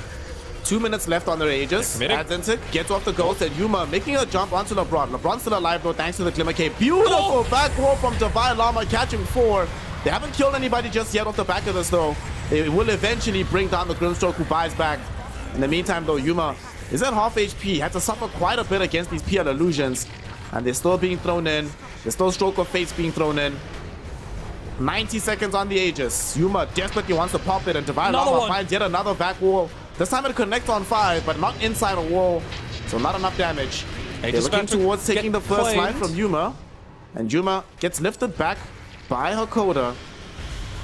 Slow going here, Daynok. They took the tier 3 tower, but not much more. Not the At the worst same for him to time- die, though. Like, you may as well do it reliably way outside of the base, right? And Yeah. you've just got the Wall of Replica and the Vacuum coming off cooldown. I think he almost wants to die. They might just Standing leave next him. to those. They might leave. I think this Yes. is when you leave him as Ancient. Like, you don't actually aggress onto the AM. You try to force him into an awkward fight, make him overextend first. And He's they're just gonna thinking wait for it about to it, expire, maybe? Mobe, he blinked forward. Doesn't have BKB. I don't know about this one. Aeon just keeps him alive for a moment. Onslaught through multiple heroes. They get the soul bind onto AM and Atlantic. They haven't killed either just yet. Low play eventually gets brought down, but Alex needs to get out. Has pulverized. No viable target to use it on just yet. He just wants to escape this fight. Will be denied from doing so and One killed down. off. That is a death on a hero without buyback. Found the real pleb. Low pleb. So it gets invised up. LeBron, shout out to him for his limit cape usage this game. And that was Ghost used yet again by Atlantic and an Aegis that got taken away. I don't think you should go on the high ground as D2 Hustlers. Yeah, there's no Alex, but it's still a dangerous place to be. It depends. It depends. If someone goes out, they have no way for vision right now, but Divine Llama's been so on point with these back walls. Is he going to be able to land one? To be able to close it out and secure that Division 1 spot for D2 Hustlers. They're gonna make the jump. Mobe does have access to buyback if he dies. Not dead just yet though. At the same time, the There's mix are another going one. on the backline, and there's gonna be another back wall. It catches Lil Pleb as well as LeBron. LeBron will be able to live though. Nobody dead just yet on the dire lineup. Llama's in Mixer, a bit he's deep. fighting alone outside of the space here. D2 Llama, he's all by himself on the high ground. He dies. They managed to bring down the Rubik as well, but now they need to buy back to keep these heroes alive. There's an outpost for them to TP to. So 2 heroes in exchange for 1. Mixer buys back. Divine Llama buys back. So does Hakoda. And the nothing balance of powers just resets. Yeah, nothing changes. We get to wait another 2 or so minutes for Roshan. And they were poking, they were prodding. The base is getting hit a little bit by this army of range creeps in the mid lane, but that bottom one wasn't able to put enough defensive pressure on so that D2 Hustlers made the full retreat. But we're basically still neck and neck. Yep, 50-50 win probability. 1k net worth lead for the D2 Hustlers. No Aegis to be able to play around with. And now, finally, Atlantic is going to be able to get his Aghanim Shard for the Death Prophet. Woo! Long last, got your the wish. last person. Yay! Stronger Death Prophet. Yay! God. Ash is about to hit 25 as well. Even better. Oh, isn't that nice? She'll have Hex too. This game is still so All right. close. You know, earlier you were So- asking for some form of AoE lifesteal. They got it now. Like, LeBron just bought a Vlad for the team. Nice. You love to see it. And with that, they're looking to try and make the move on forward. This is the period where PL is really the only one that you're massively concerned about having that buyback available, right? And he's got it up in 1 second. So they want to make an aggressive move while you know that Darkseer does not have it, while you know Rubik does not have it. They're going to be priority number 1 to be able to take out. You would have to say Hakoda first, right? He is by far the easiest of these targets to take down. No auras, very squishy, just the 1.7k HP right now. If they can try and find a way to find him on the back lines. It's so hard to say though, right? Because it's going to be Mobe looking to try and find that pickoff. And, I mean, he bought back himself. Wait, no he didn't. No, he didn't. Never mind. I'm an Bought back idiot. like a long time ago. He has it. Yeah, he didn't buy back, remember? Yeah. When they took that fight. True, He they has to be held it for a careful, long though. time. Because they might want to jump onto him. He's a priority target. The Oracle is in search. They also picked up a new item for Visage too. Mixer. Visage Mixer got doesn't have Hex. buyback. Yeah, he Ooh, just okay. bought out for the full Hex, so he can't die. Not allowed to die. And the full wraparound will come in from D2 Hustlers. They just get the D ward on the orbs. Where's Let's Roche see as which Roche are we getting. It is going to be Garden, North. not Garden Party, Northside Roche, but it's going to be 1 minute 20 seconds, so not immediate. And Man, it's smoke just ring back around now. the rosy here. Yeah. It's going to be high ground. That is the Familiars benefit will right scout now. vision. The Oracle silenced up with the Phantom's Embrace. They Oh, could that- start the fight onto him. The Soulbind The comes Soulbind in, but wasn't they great. push their heroes down to the low ground. Yuma jumped onto Alex. He got hexed up though. He needs to be careful. BKB is popped by both Yuma as well as Atlantic. They're rushing around this fight. Mixer has to deal Mobe's with the trying to Yuma find BKB. Mobe Found him. has found Javai Lama. There's no back walls for this fight here, Daynov. As they burst down the dots here, Dieback. no buyback onto him. Diolico also ticking out very slowly but surely. And he dies as well. Yuma forced to blink away after he's committed into his amount of weight already. He will be allowed to escape. I'm not so sure about Atlantic though. Surrounded by low pleb illusions. Mixer is here as well. And they have the slows necessary. There's no way that Death Prophet is this strong. Flame Break pushes him back as Mobe TP'd in with the bots. Nullify. And they have found him. Nullifier will be there, but they break it with... They break the Aeon Dust with the Nullifier. They kill him off. He has buyback, but doesn't want to have to use it. Whew, what a close game, Dana. The Darkseer is the one that you're worried about mostly, though, right? He does not have buyback, and I mean, he has been such a key part of a lot of these, well, offensive movements, but now they're on the defensive on D2 Hustlers. They're going to need to buy back on at least one of them, but they pop the Exo for that. No refresher means that, I mean, the DP really isn't going to have that much impact. They were relying on a successful fight, even going 50-50, to be able to take that Roshan to get the refresher for themselves. And they might even look to try and close it out. Tier 4 is the call. But going for the jugular. I mean, they know there's no Against the ghost, Tiny. right? Against There's the no Tiny, ghosts. it's a little scary. They force double They're happy buybacks. enough. Yeah. If they can get a They melee go the rack, they safer feel route. so good. Just Yeah. get melee and get out. Alright. Seems good so far. Yuma getting jumped on, but Mobe cannot find the lasso. Yuma Thank you did for manage to Roche. manta off. They have nowhere to TP up to on this side of the map. The closest thing is the outpost inside of the Dire jungle, and that's going to take quite some time. Pings start to come up. They actually TP to their own outpost next to where Roshan is residing. Hopefully they'll be able to take it in a minute 50 before he moves back towards sunnier shores. Rosha's strong these days, but maybe not that strong. And this, they'll be able to pick off. The big thing for me is not only do they get the lane of racks, because mid and bottom, especially bottom, are still pushing in so massively. D2 Hustlers technically had even less of the map to play with than they would ideally want. Always having to pay attention to losing 2 lanes of racks as opposed to just the one they've already lost out on. Radiant are scattered. This has taken them quite some time, but not going to be long enough for D2 Hustlers to fully connect as a team. You'd love to give this refresher shot over to the Death Prophet, though. I'm sure that's exactly what's being pinged out right now. LeBron's basically just grabbing it so they can get the hell out of there, but... Oh, never mind, not Death Prophet. Give it to the Batrider. You might actually keep it on LeBron, because Batrider already has a refresher. True, And we've seen how strong Soulbind can actually be in these fights. I would keep it on him. Get the double Soulbind off. Alright, check this out, bro. Check this out. So, we get like triple Soulbind, right? Soulbind one target, Soulbind some other targets. And then you get the Aghanims on Batrider. And then you get the quadruple lasso as a result. There we go. What happens if you soulbind a soulbound target? Does it, like, make the things bounce around everywhere? It probably doesn't. It but- probably doesn't. It used to, from what I've seen before, it used to like just refresh the Soulbind. But I don't know if it's still that way now. I haven't actually seen that into action in a while. Well, if he wants to, Little Pleb can buy the Disperser now and still have enough for buyback. Yep. I wonder if he looks to go down that sort of route right now. I'm sure the mind is just fully set on go, go, go. Try and end this game while we can, while we've got this buyback advantage. Darkseer still not having it for the next minute and a half. Death Prophet, not for about 5.5. And if Just they keep waiting applying for this a bad pressure, movement. they're basically keeping Yuma from being able to level up either, right? Because you can't buy items as a Sentimage, knowing that you need to have buyback in case you get picked off.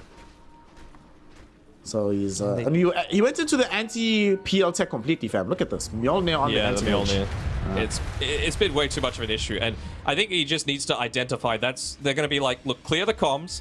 If you're getting gone on by PL, tell me, and I will use Mjolnir on you, just because we need a way to be able to resist a lot of this damage coming through. Tier 5 items, baby. Let's go. The Arcanist armor for Visage. That feels okay. It feels pretty good. Hero becomes a lot tankier than he would be. Hold on, I'm doing a Lotus check. Oh, you wanna see how far we are from the Tribe. greater block? Let's go. Okay, so they've eaten all of the ones that they've had, but there's 12 out on the map right now. Okay. So, maybe teams? Let's think Actually, about what's really important here, okay? The Lotuses, the greater block of cheese. The block of cheese. There's actually a couple of objectives to be taken on the map right now. We have Orbital Wisdoms out. Unfortunately, pretty much everyone on Radiant side is maxed out with shards. They still need a Batrider shard on Primal Beast and the on the Bat on the Ancient Tribe, so Tormentor still holds some Two value great for ones them. as well. Yeah. I mean, in the middle of these fights, when you've got BKBs and Lotuses and Lincolns and all that sort of thing, wouldn't you love to just be able to throw a big rock and have that be the thing that stuns you up? Like right after the Coda AM wants pops to- Manta, he just gets rocked up. Stolen. Tower has fallen. Okay, Stroke of Fate's pretty That's good actually against a not bad. PL. Yeah. In a PL, in a game where you're holding from the high ground, this is, of all the spells you could steal right now, this is definitely the best one. I mean, imagine if he was 25 and had the spell amp for it as well. Like, you could legitimately blow people up in a single Stroke of Fate. I mean, between Stroke of Fate and Fate Bolts, his wave clear potential is actually ridiculous right now. Yeah. Quite So big they can cast range on hold. it as well. Damn Telescope. I'm glad it's tier 4 Telescope, but it's still very strong. Remember when this thing was a tier 3 item, dude? That was crazy. The halcyon days of items that were super broken, even more than that now. Things like Iron Talon. Good times. A Giant's Landing Ring. pretty big Stroke of Fates, and they're not really touching the PF that much, though. Oh, They jump now onto the Grim. Brawn. They just quickly blow up Grimstroke. Alex thinking about going in, but they actually instead opt to back off instead. And they will just leave this. The Mirror Shield kept the little player PL alive. Grimstroke not so lucky. oh, Decent Awesome damage play. was dealt onto the range Grey Axe. And Yuma. the Arcanist armor. I do like that there's a sound cue for it now, though. Previously, it just felt so invisible. Yeah. Just happened and you're like, what took place over there? Okay, going into Boots of Travel 2, has enough money for it if he wants to go ahead and buy it. I mean, it's getting to the point where... I mean, does PL even need a Moonshard at this point? Probably not, but why not, you know? What else are you spending money on? Guess he's going the Butterfly, which makes a lot more sense. We might actually see the Batrider backpack the bots too. And just keep the Force Boots, buy like an Aghanim Scepter or something. Seems think like that- that's the plan. Is that the plan? Hey, nice. Ag's Blessing. Wait, all the way for the Oh. blessing, okay. I think Ags is Aegis crazy just timed good this out. game. It did indeed, careful. but they're still running forward, looking for a fight here. Alex does have buyback, pops the BKB to get himself away from this fight. They're looking for a back wall combination from Divine Armor. Won't be able to find it. Intriguing decision by Ancient Tribe to go for that. Like to buy back still. Now you have a hero that might die back, and that changes the whole game yet again. Yeah. And Pleb didn't actually buy the full Butterfly either. He bought 2 of the 3 components, so maybe just a bit of a misclick coming through there, not getting the Talisman of Evasion. No, I think he Just changed his looking to go mind, to the looks Swift like. Link instead. I mean, sure, but you sell the quarterstaff, right? Ah, what if you guess. change your mind again? Sure. Don't play as a fickle. I mean, the important thing as well is that with that buyback being forced, maybe they feel a little bit more scared and you're able to get out onto the map. Like, this is just going to be a little bit of gold coming through from this Tormentor kill that Hustlers are able to pick up. But they've only got 2 out of their 5 neutral items right now. So if they could just look to claim a few more, get a little bit of that power boost. I mean, Fallen Sky against an army of PLs doesn't feel that bad. Yep. Bunch of damage over time. That initial stun that maybe you need to be able to set up for another back wall. So we've got another Mirror Shield for them. So both Anti-Mage as well as the Doxia have access to this. Given how crucial mole-based jumps have been with the Lasso, feels like a very good game to be carrying around a Mirror Shield. Even just reflecting Soulbind doesn't feel that horrible. Yeah, yeah. Actually, what spells do they have that are target in that fashion? And so Reflecting Spirit Doppelganger Siphon. feels good. Oh my god. Spirit Siphon. Oh, it's funny. Mana Void on double. Double Mana Void. That's pretty much it, right? Yeah. But it will feel nice for both the Theoloco as well as the Doxia. Double Abyssal Blade, maybe? Double Fade Bolt? That actually seems pretty good. Double Fade Bolt seems pretty Yeah, good. true. We went for the Telekinesis landing distance instead of the Fade Bolt damage reduction. I wonder how many fights have been decided purely off the back of that. Just not having that little bit of extra damage reduction against all of these PLs. 12% is no laughing matter against a hero like PL. Radiant's bottom barracks are under And LeBron has Dark Portrait, so he stole Yuma. Will actually take the range rack. Oh, that's so annoying. I'd love to see it. Ag's Blessing on Anti-Mage as well, so he's just tossing his Blink Fragment out whenever he can. This is tower defense. Dota 3. That's the state we're in right now. They were trying to catch someone out as they were farming that bottom camp. One building separates D2 Hustlers from being negative. Yeah. So they're going to defend it with all their might. That does mean the rest of the map is always going to be pushing in onto their side. And Swift Blink. It's a pretty great neutral item for the DP though, right? Like we've seen her get caught out, be nullified so that the Aeon Disc isn't going to have effectiveness, but she's got the Book of Shadows. So she can really look to just put herself out there in harm's way for a lot. It's really just about baiting for the clump so that Divine Llama's able to get into a great back wall. It only really matters unless Mobe is on top of you with this bat, but everybody else can't really do anything. Yeah. Looks like we're going the distance here in J-Nog. Gonna have ourselves a nice long game. We're gonna have all the neutrals come out. They're gonna finish all of them on the side of D2 Hustlers. Ancient Tribe already has all of this. How far are we from all the 25 being online?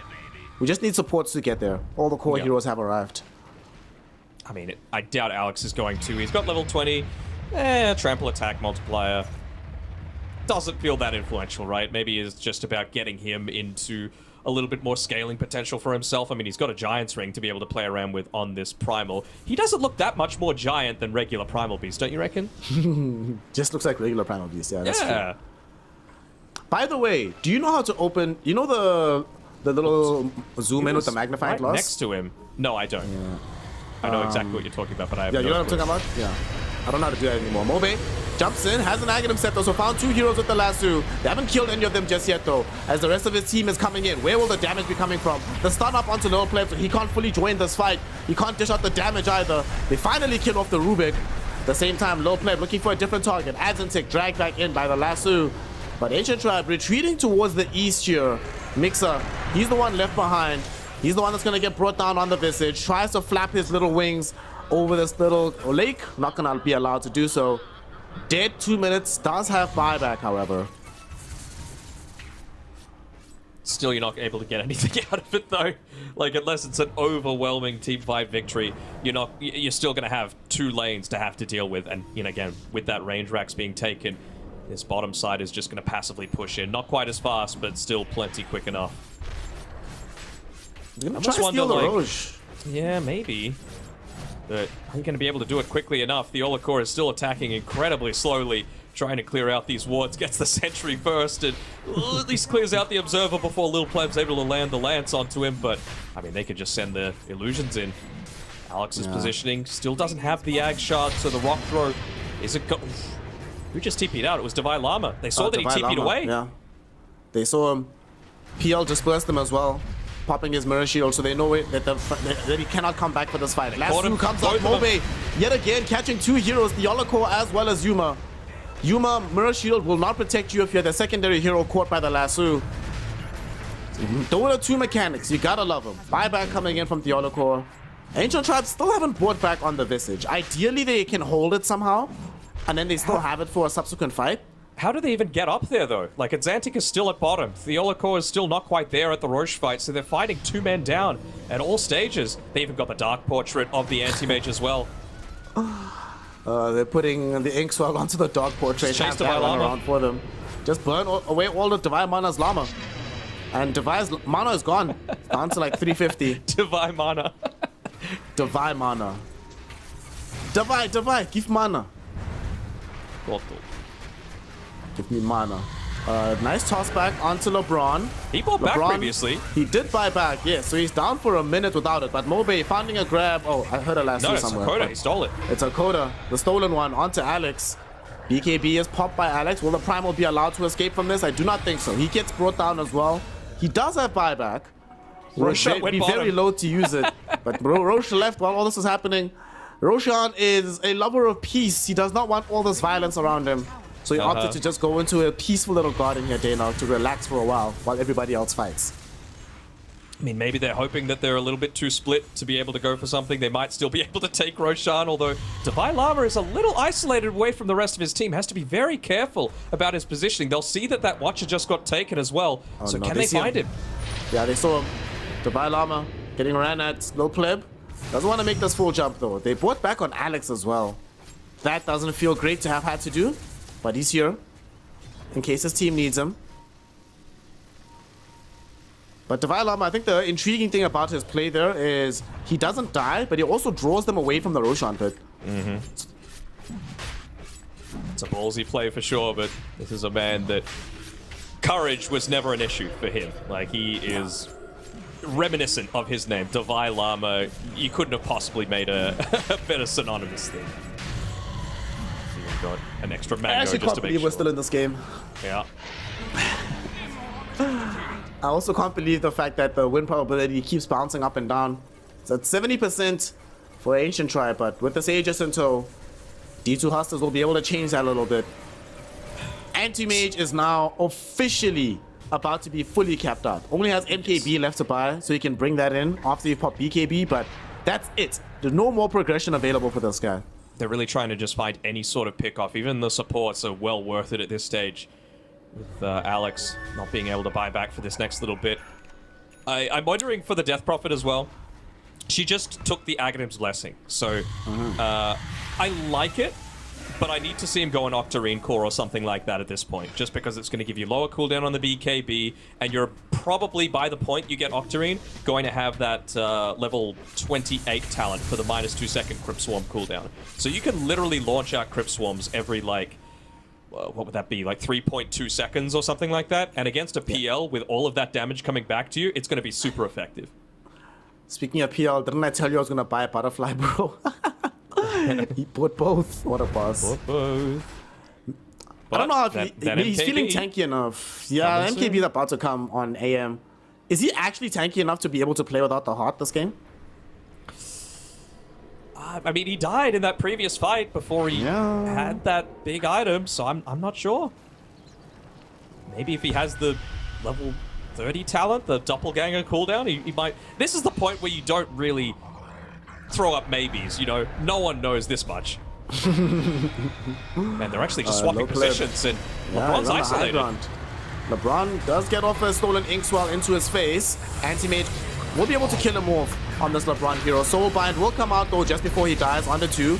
Mobe considering going in. Low Pleb doing the most as they jump on into the fight onto the Rubik. Still not dead just yet. And if they get a lasso out with the steal from Hakoda, Rubik still doing a lot of work. Low Pleb trying to do the same amount of work on the high ground here, but he's losing his life. He's losing HP. He doesn't have regen anymore, Daynok, so he gets mana voided. He's just gone. 2 minutes in the grave. Does have buyback though. Mixer will go into the silence as a grave. Very shortly though, he should be as silent as a grave. Megas? So he is dead. But Megas, oh, DP's coming back. Adzancic is coming back. Adzancic will be able to mount the defense. No tier 4 tower. Megas will not happen, but tier 4s are taken.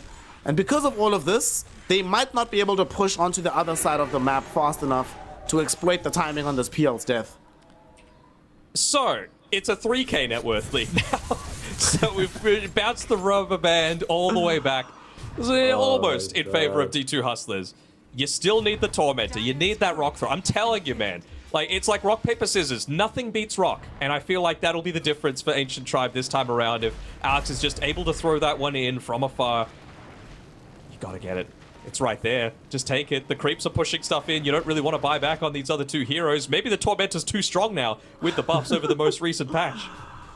For 75 minutes in the game, we can kill Roche, we can team wipe the enemy squad, but we can't kill the damn Tormentor. Leave it alone. The power of the cube. It's too strong. I mean, he bought back Alex, so he might as well buy the shot himself, right? I guess, but I mean, you could scale in other ways, surely, if it's free. Yeah, that's true. Free stuff is always nice. Yuma. Oh, Alex. 6-second Scripture. BKB. That's They're trying 88 to- seconds. they're trying to fix the lanes a little bit just by taking some racks of their own. They're like, look, we're tired of having to defend this mid lane. At least they're going to get arranged, and without the PL there, looks like Ancient Tribe are probably just going to give this one up. But I mean, if you could look to take...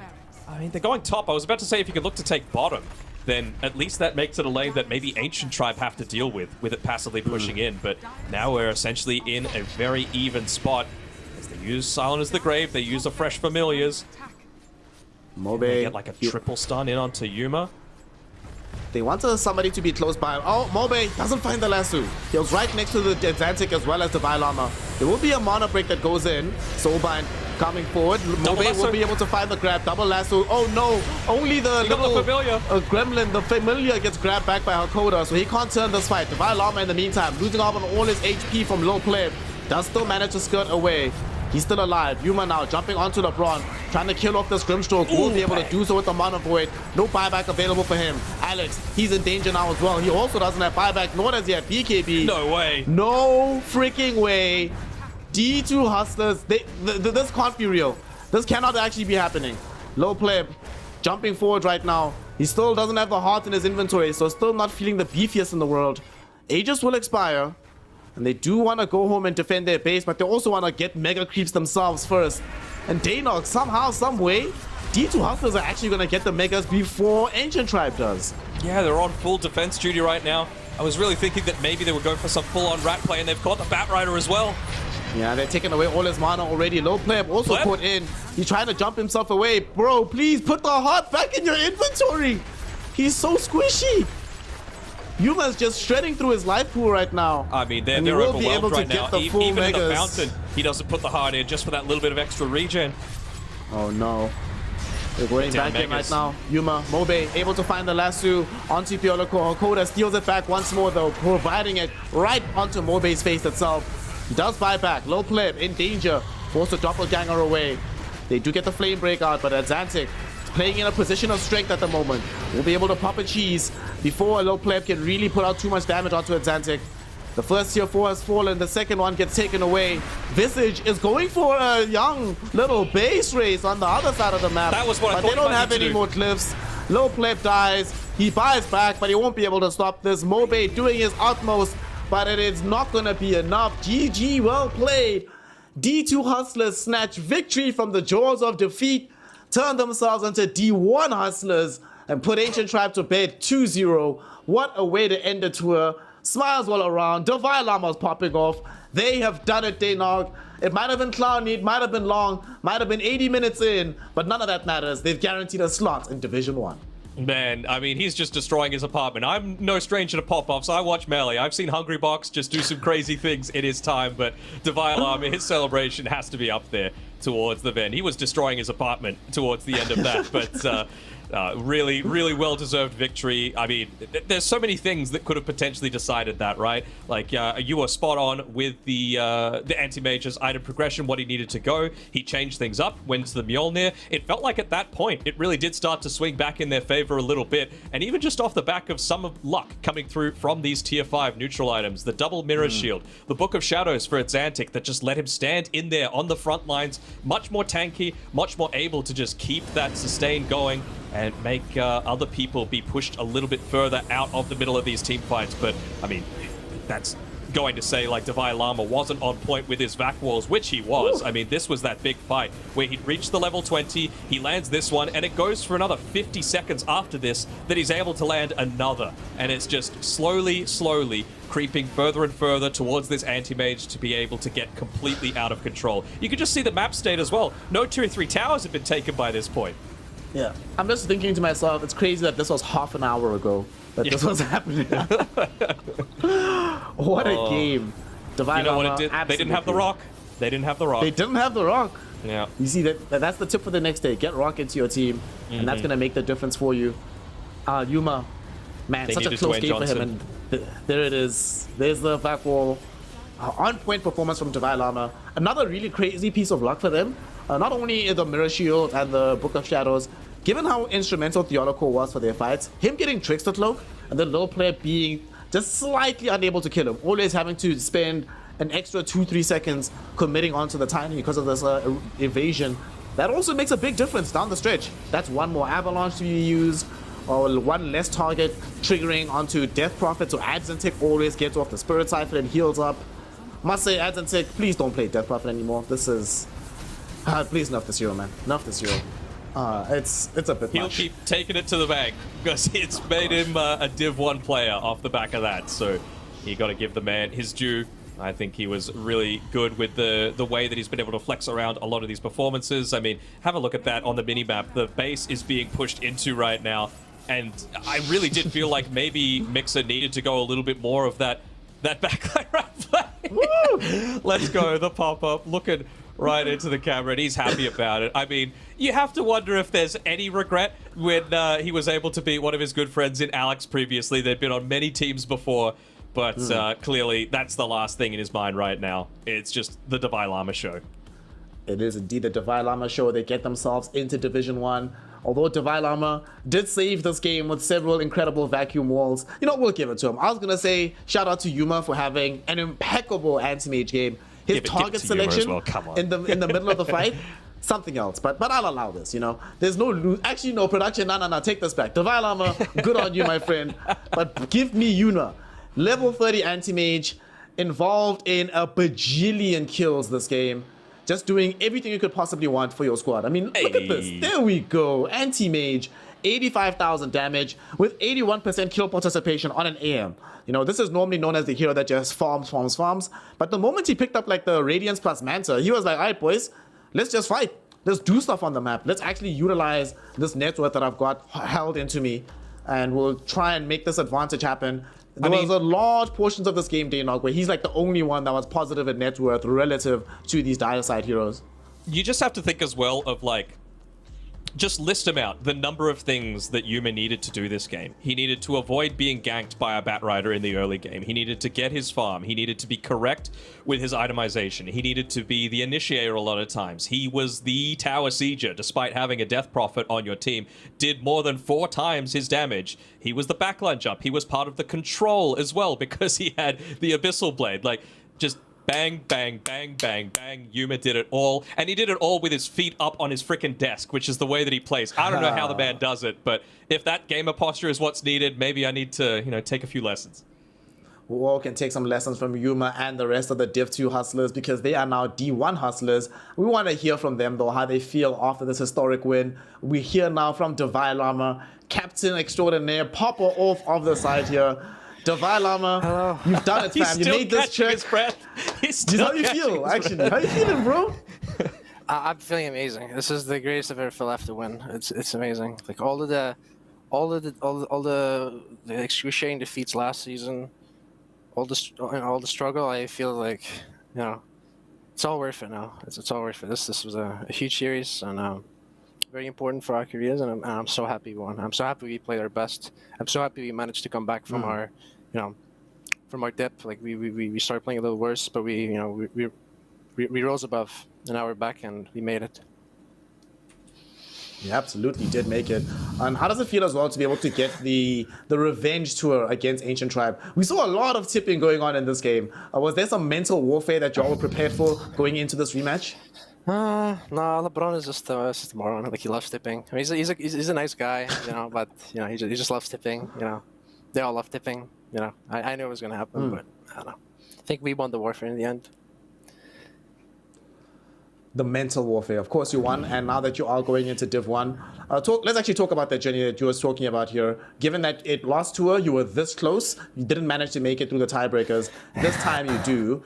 Do you feel maybe going through some of the challenges throughout the first tour coming into this one put you in a position to better handle the pressure of tiebreakers? Yeah, for me personally, like a billion times. Last season, I crumbled under pressure so many times. So many times I crumbled under pressure. I mean, there was also some other things. I was under pressure from also some other things, like in real life things. I was also the highest pressure I've ever played under, you know, just tournament-wise. So, like, it like all added up and made for a very stressful environment for me personally in the last season. But this season, I've been able to learn a lot from my mistakes last season. I've learning better to I've learned to better focus on what's important, you know, and like stay down to earth, you know, like stay on my feet, focus on the games, and I think I've done a pretty good job this season.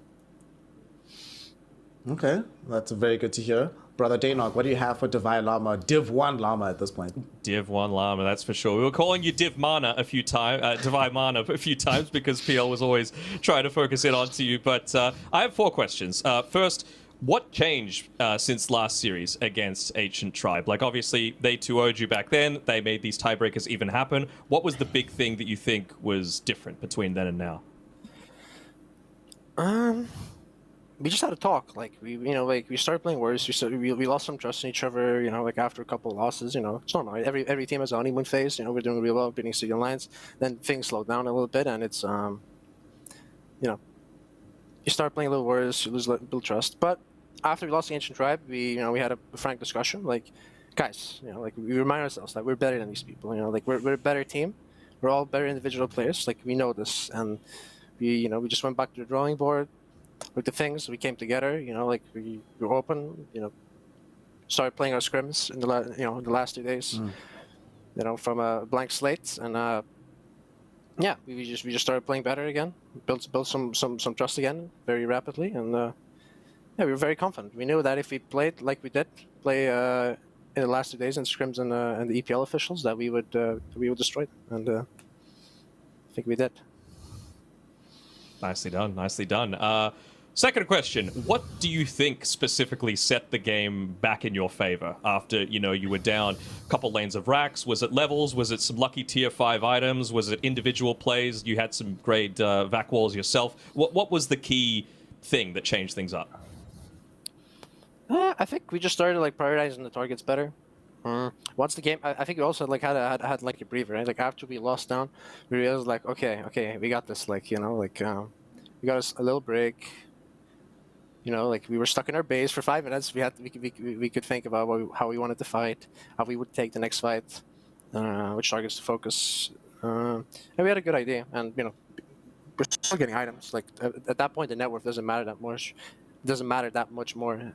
We had better scaling. Also, the mirror shields were really annoying for the Bat Rider because you couldn't last anyone anymore. But yeah, overall, we just had better scaling, and we played the team fights a little better in them. After we had a break. Even just the Book of Shadows as well for the DP, right? Meant that he wasn't going to get nullified and stuff like that. Are you able to share any of what you were saying when that GG was called? Because it looked like you were pretty calm, just saying oh, hey, good job, guys. I'm sure they'll yeah, I was not very calm, but I'm sure they'll put it in the the post interview, the inside. They'll display it and you'll hear. It's what you'd expect. I was just extremely happy. I've been working for this for a very, very, very long time, and yeah, it's just great. And one last question from me. Obviously, in the last time I had a chance to interview you, you made sure to shout out a lot of your players. Obviously, you guys have the Thanos gauntlet of players across basically every other region that's available, and they're really contributing. I remember that series where Theolacor was able to steal the black hole. I think that was against Old G. You were really popping off, pumping him up. Is there anything that you want to say to your team and everyone watching about your team right now? We're an amazing team. I want everyone to know that everyone on our team is just as much part of the team as the next person. We're a great team. We're all great individual players. We've learned to trust each other again, and yeah, you'll see us in Division 1 next season, and it's going to be great. We're gonna do good. Hey, love to hear it. I have one last question for you, actually. You're shouting out the team, speaking about the fact that you are an amazing team. Can you talk to us about what makes you, as Divine Llama, what makes you a special player? What is it that makes you a member of the team that contributes positively to its success? I think I'm very good at realizing what the team needs. I'm very versatile. I'll do whatever the team needs. I think I'm a very easy teammate to work with. I'm very emotional, which is the one thing. I'm very emotional. But apart from that, I always try to be very understanding and sympathetic. I try to make sure that people never have negative emotions towards each other. Yeah, I think what I've seen in past teams, I think I do a pretty good job of trying to glue a team together. And, make sure everyone gets along, everybody trusts each other. Everybody's responsible for their own mistakes. Those kind of things. Okay. Makes sense. Well, Divide, the team Glue Llama, you have now made it into Div 1 here in Western Europe, currently the strongest region in the world. So congratulations. Go take a victory lap with the boys. Thanks for the time tonight, and we'll see you in Div 1, fam. Finally, at long last. Thank you. See you in Div 1. Hey, Divide Llama has made it. He has done it. That's what the DPC is all about, Danog, about these kind of moments, the emotions. You know, you're talking to a team secret or whatever, and they get into Div 1, and you see Puppy just chilling, being like, oh, whatever, another day at the office, I was expecting this. It's nice to see Divine Llama be like, no, this has been a long-term project. We've struggled, we've grinded, we've come close, we couldn't do it, but this time we can do it. And just seeing the elation on his face when that eventually happens, just it feels like a dream come true so much of the time when you see this live.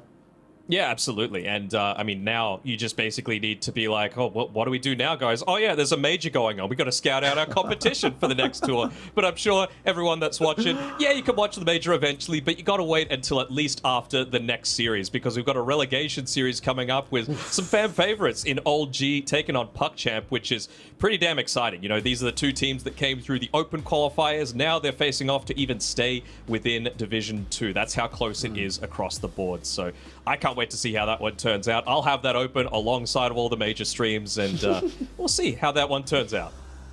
That series is going to turn out excellently because it's going to be some very fun Dota to watch. As you mentioned, it's a relegation series. I love the fact that one of the teams does get to stay in the division. So we have a nice constant churn of some new faces, and some of the old faces can't take for granted that they just get to stay in the division automatically. Of course, the matchup is going to be much closer than expected given the fact that Old G will be playing with multiple stand-ins today. So I imagine that when the odds do pop up from esportsbet.io, they'll probably be a little bit more kind towards PuckChamp than they might have been if the full roster of Old G was present. And of course, those odds are brought to you by esportsbet.io, our partner here in bringing you this DPC. And they have been launching this watch to earn platform on their website, which means that once you engage on esportsbet.io, every hour that you spend watching the games, you get 3,000 tokens on the platform, the equivalent to about $3 to use in whatever fashion you like. There's also some other bonuses you can get access to on the esportsbet.io site. So go over there, check things out. Don't just spectate the Dota, which you are going to do anyway. You might as well participate, watch to earn, and get something back from the attention that you've been giving us so kindly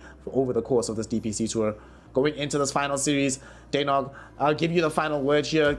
Tell me who's going to win between PuckChamp and OG. OG playing with a massive handicap, PuckChamp playing with a lot of desire. Where do you see that series going once we get into it? I'm expecting 3 70-minute games and the experience of OG to just pip them out at the very last moment.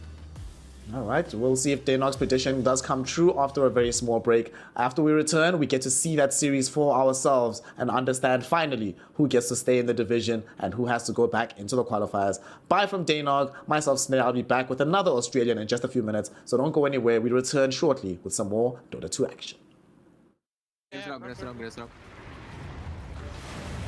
Kill him, guys. Use everything. Pipe activated. Rim's alive, guys. Rim's alive. Can't do much. Now, PL is dying as well. PL died once. Fight, guys. Look at me. Primal and the visit. I'm search. Kill the Primal. I'll kill Primal. Kill. I'm coming for PL. I'm coming for PL. Ранник, Лама, ранник on him. Don't push Run on him, Lama. Nice. Bad. I'll go on Visage after. Move it. Actually, kill this PL. Kill the PL. He's hitting me. Real pair. Nice. He's dead. Let's get the Visage kill. Nice. We'll play. Wave. Next play.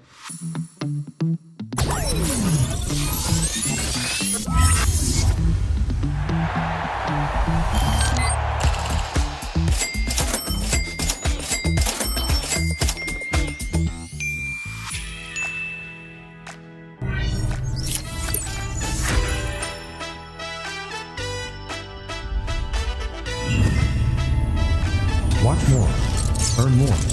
Full TV.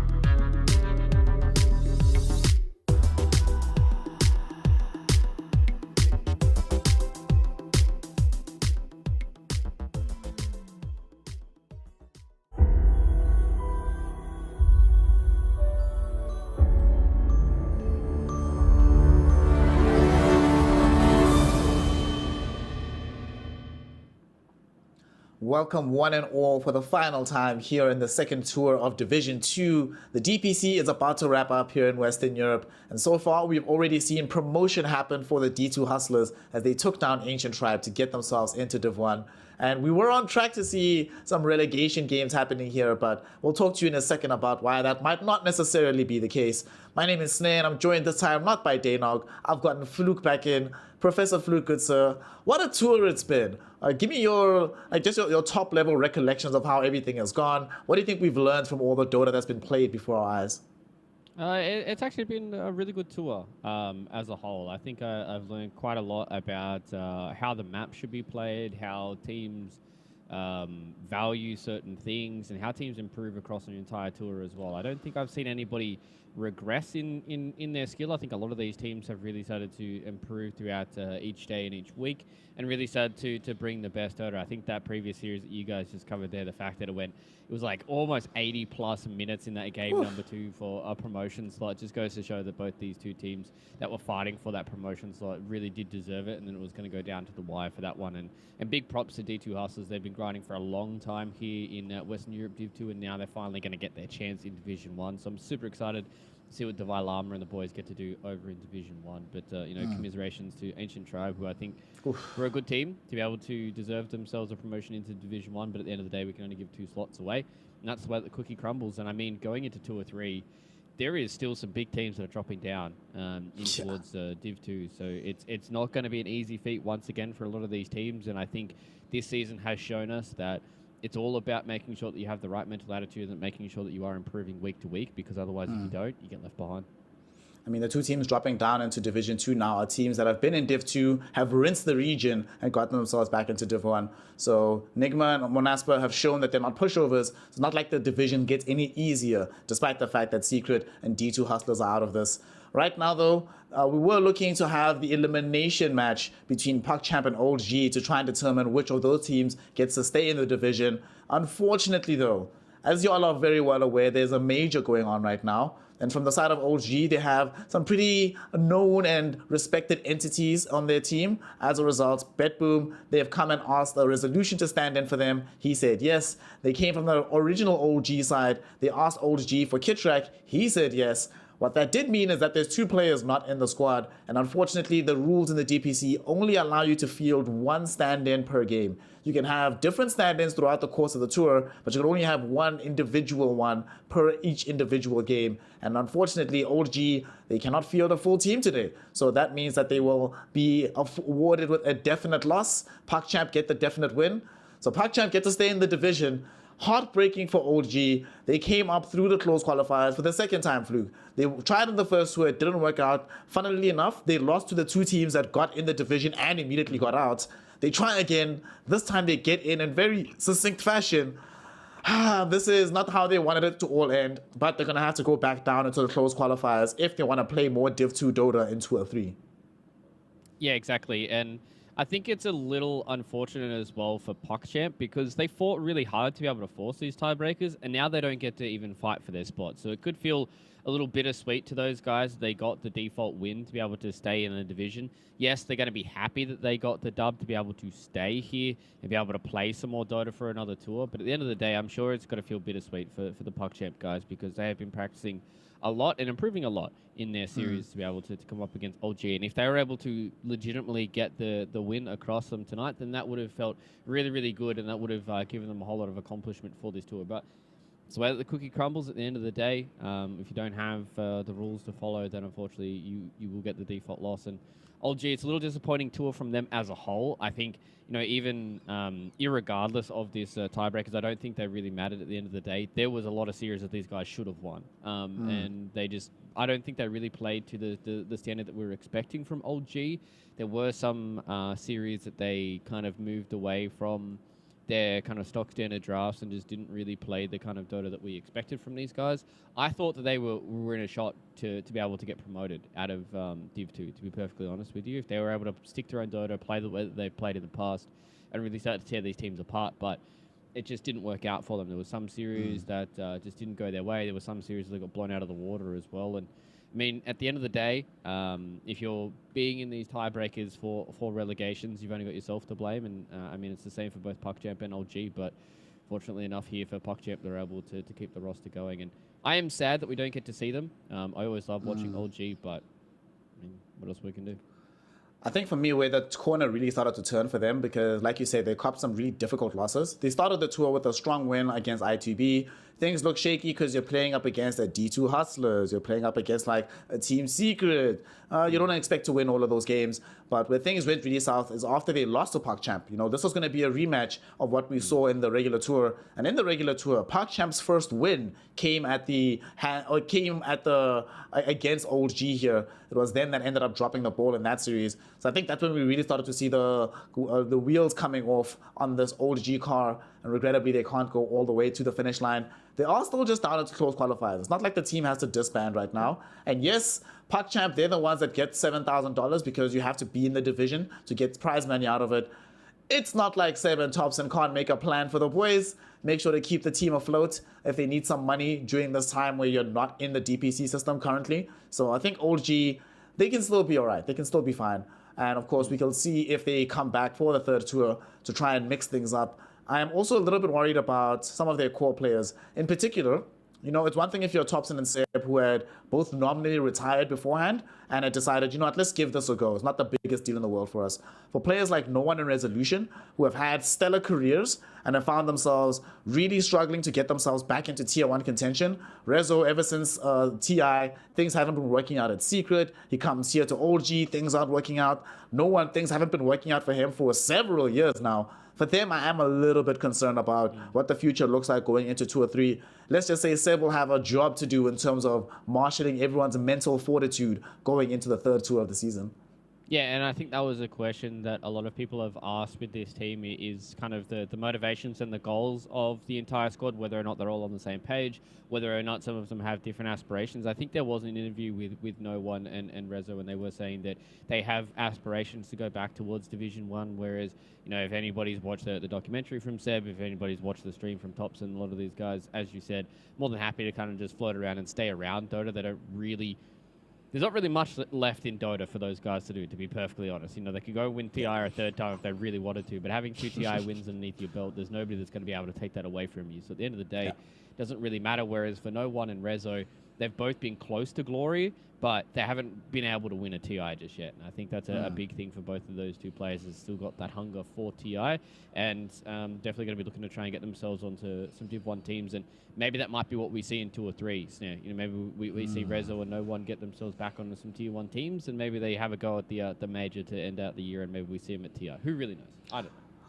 I hope to see those guys at TI. They always make games very fun on the grander stages. Of course, their opponents in the former PuckChamp, they will be staying in the division. It's their first time for most of these players participating in Western Europe. Most of them come from Eastern Europe. The organization itself is Eastern European, but now they've gotten themselves staying in the division. First step. Now it's going to be about how far they can improve, and maybe next season we'll see them competing for those 2 Division 1 slots. With that though, we are now officially 100% done with everything Dota here in Western Europe for this tour. Thank you so much, everybody, for giving us your time and attention, giving us your love as well, because this is the best game in the world. And sharing that with you has been a major pleasure over the course of these last few weeks. It's, of course, been a pleasure casting with Fluke again, giving me some fond memories of TI. Been really fun working with the PGL staff, and, of course, everybody at home. It's just been fun being here, just doing Dota, the thing that we love most in this world. Please remember, for the last time in this tour, remember to hydrate, remember to have a positive attitude about the game, remember to love yourself, to love those around you, and of course to love Dota, and share that love with us in a couple of weeks when we come back for Division 1 action here in the PGL side of things. Until then, we say goodbye, keep playing the game, go watch some major Dota, and we'll see you for some more hype in the third tour. Peace out.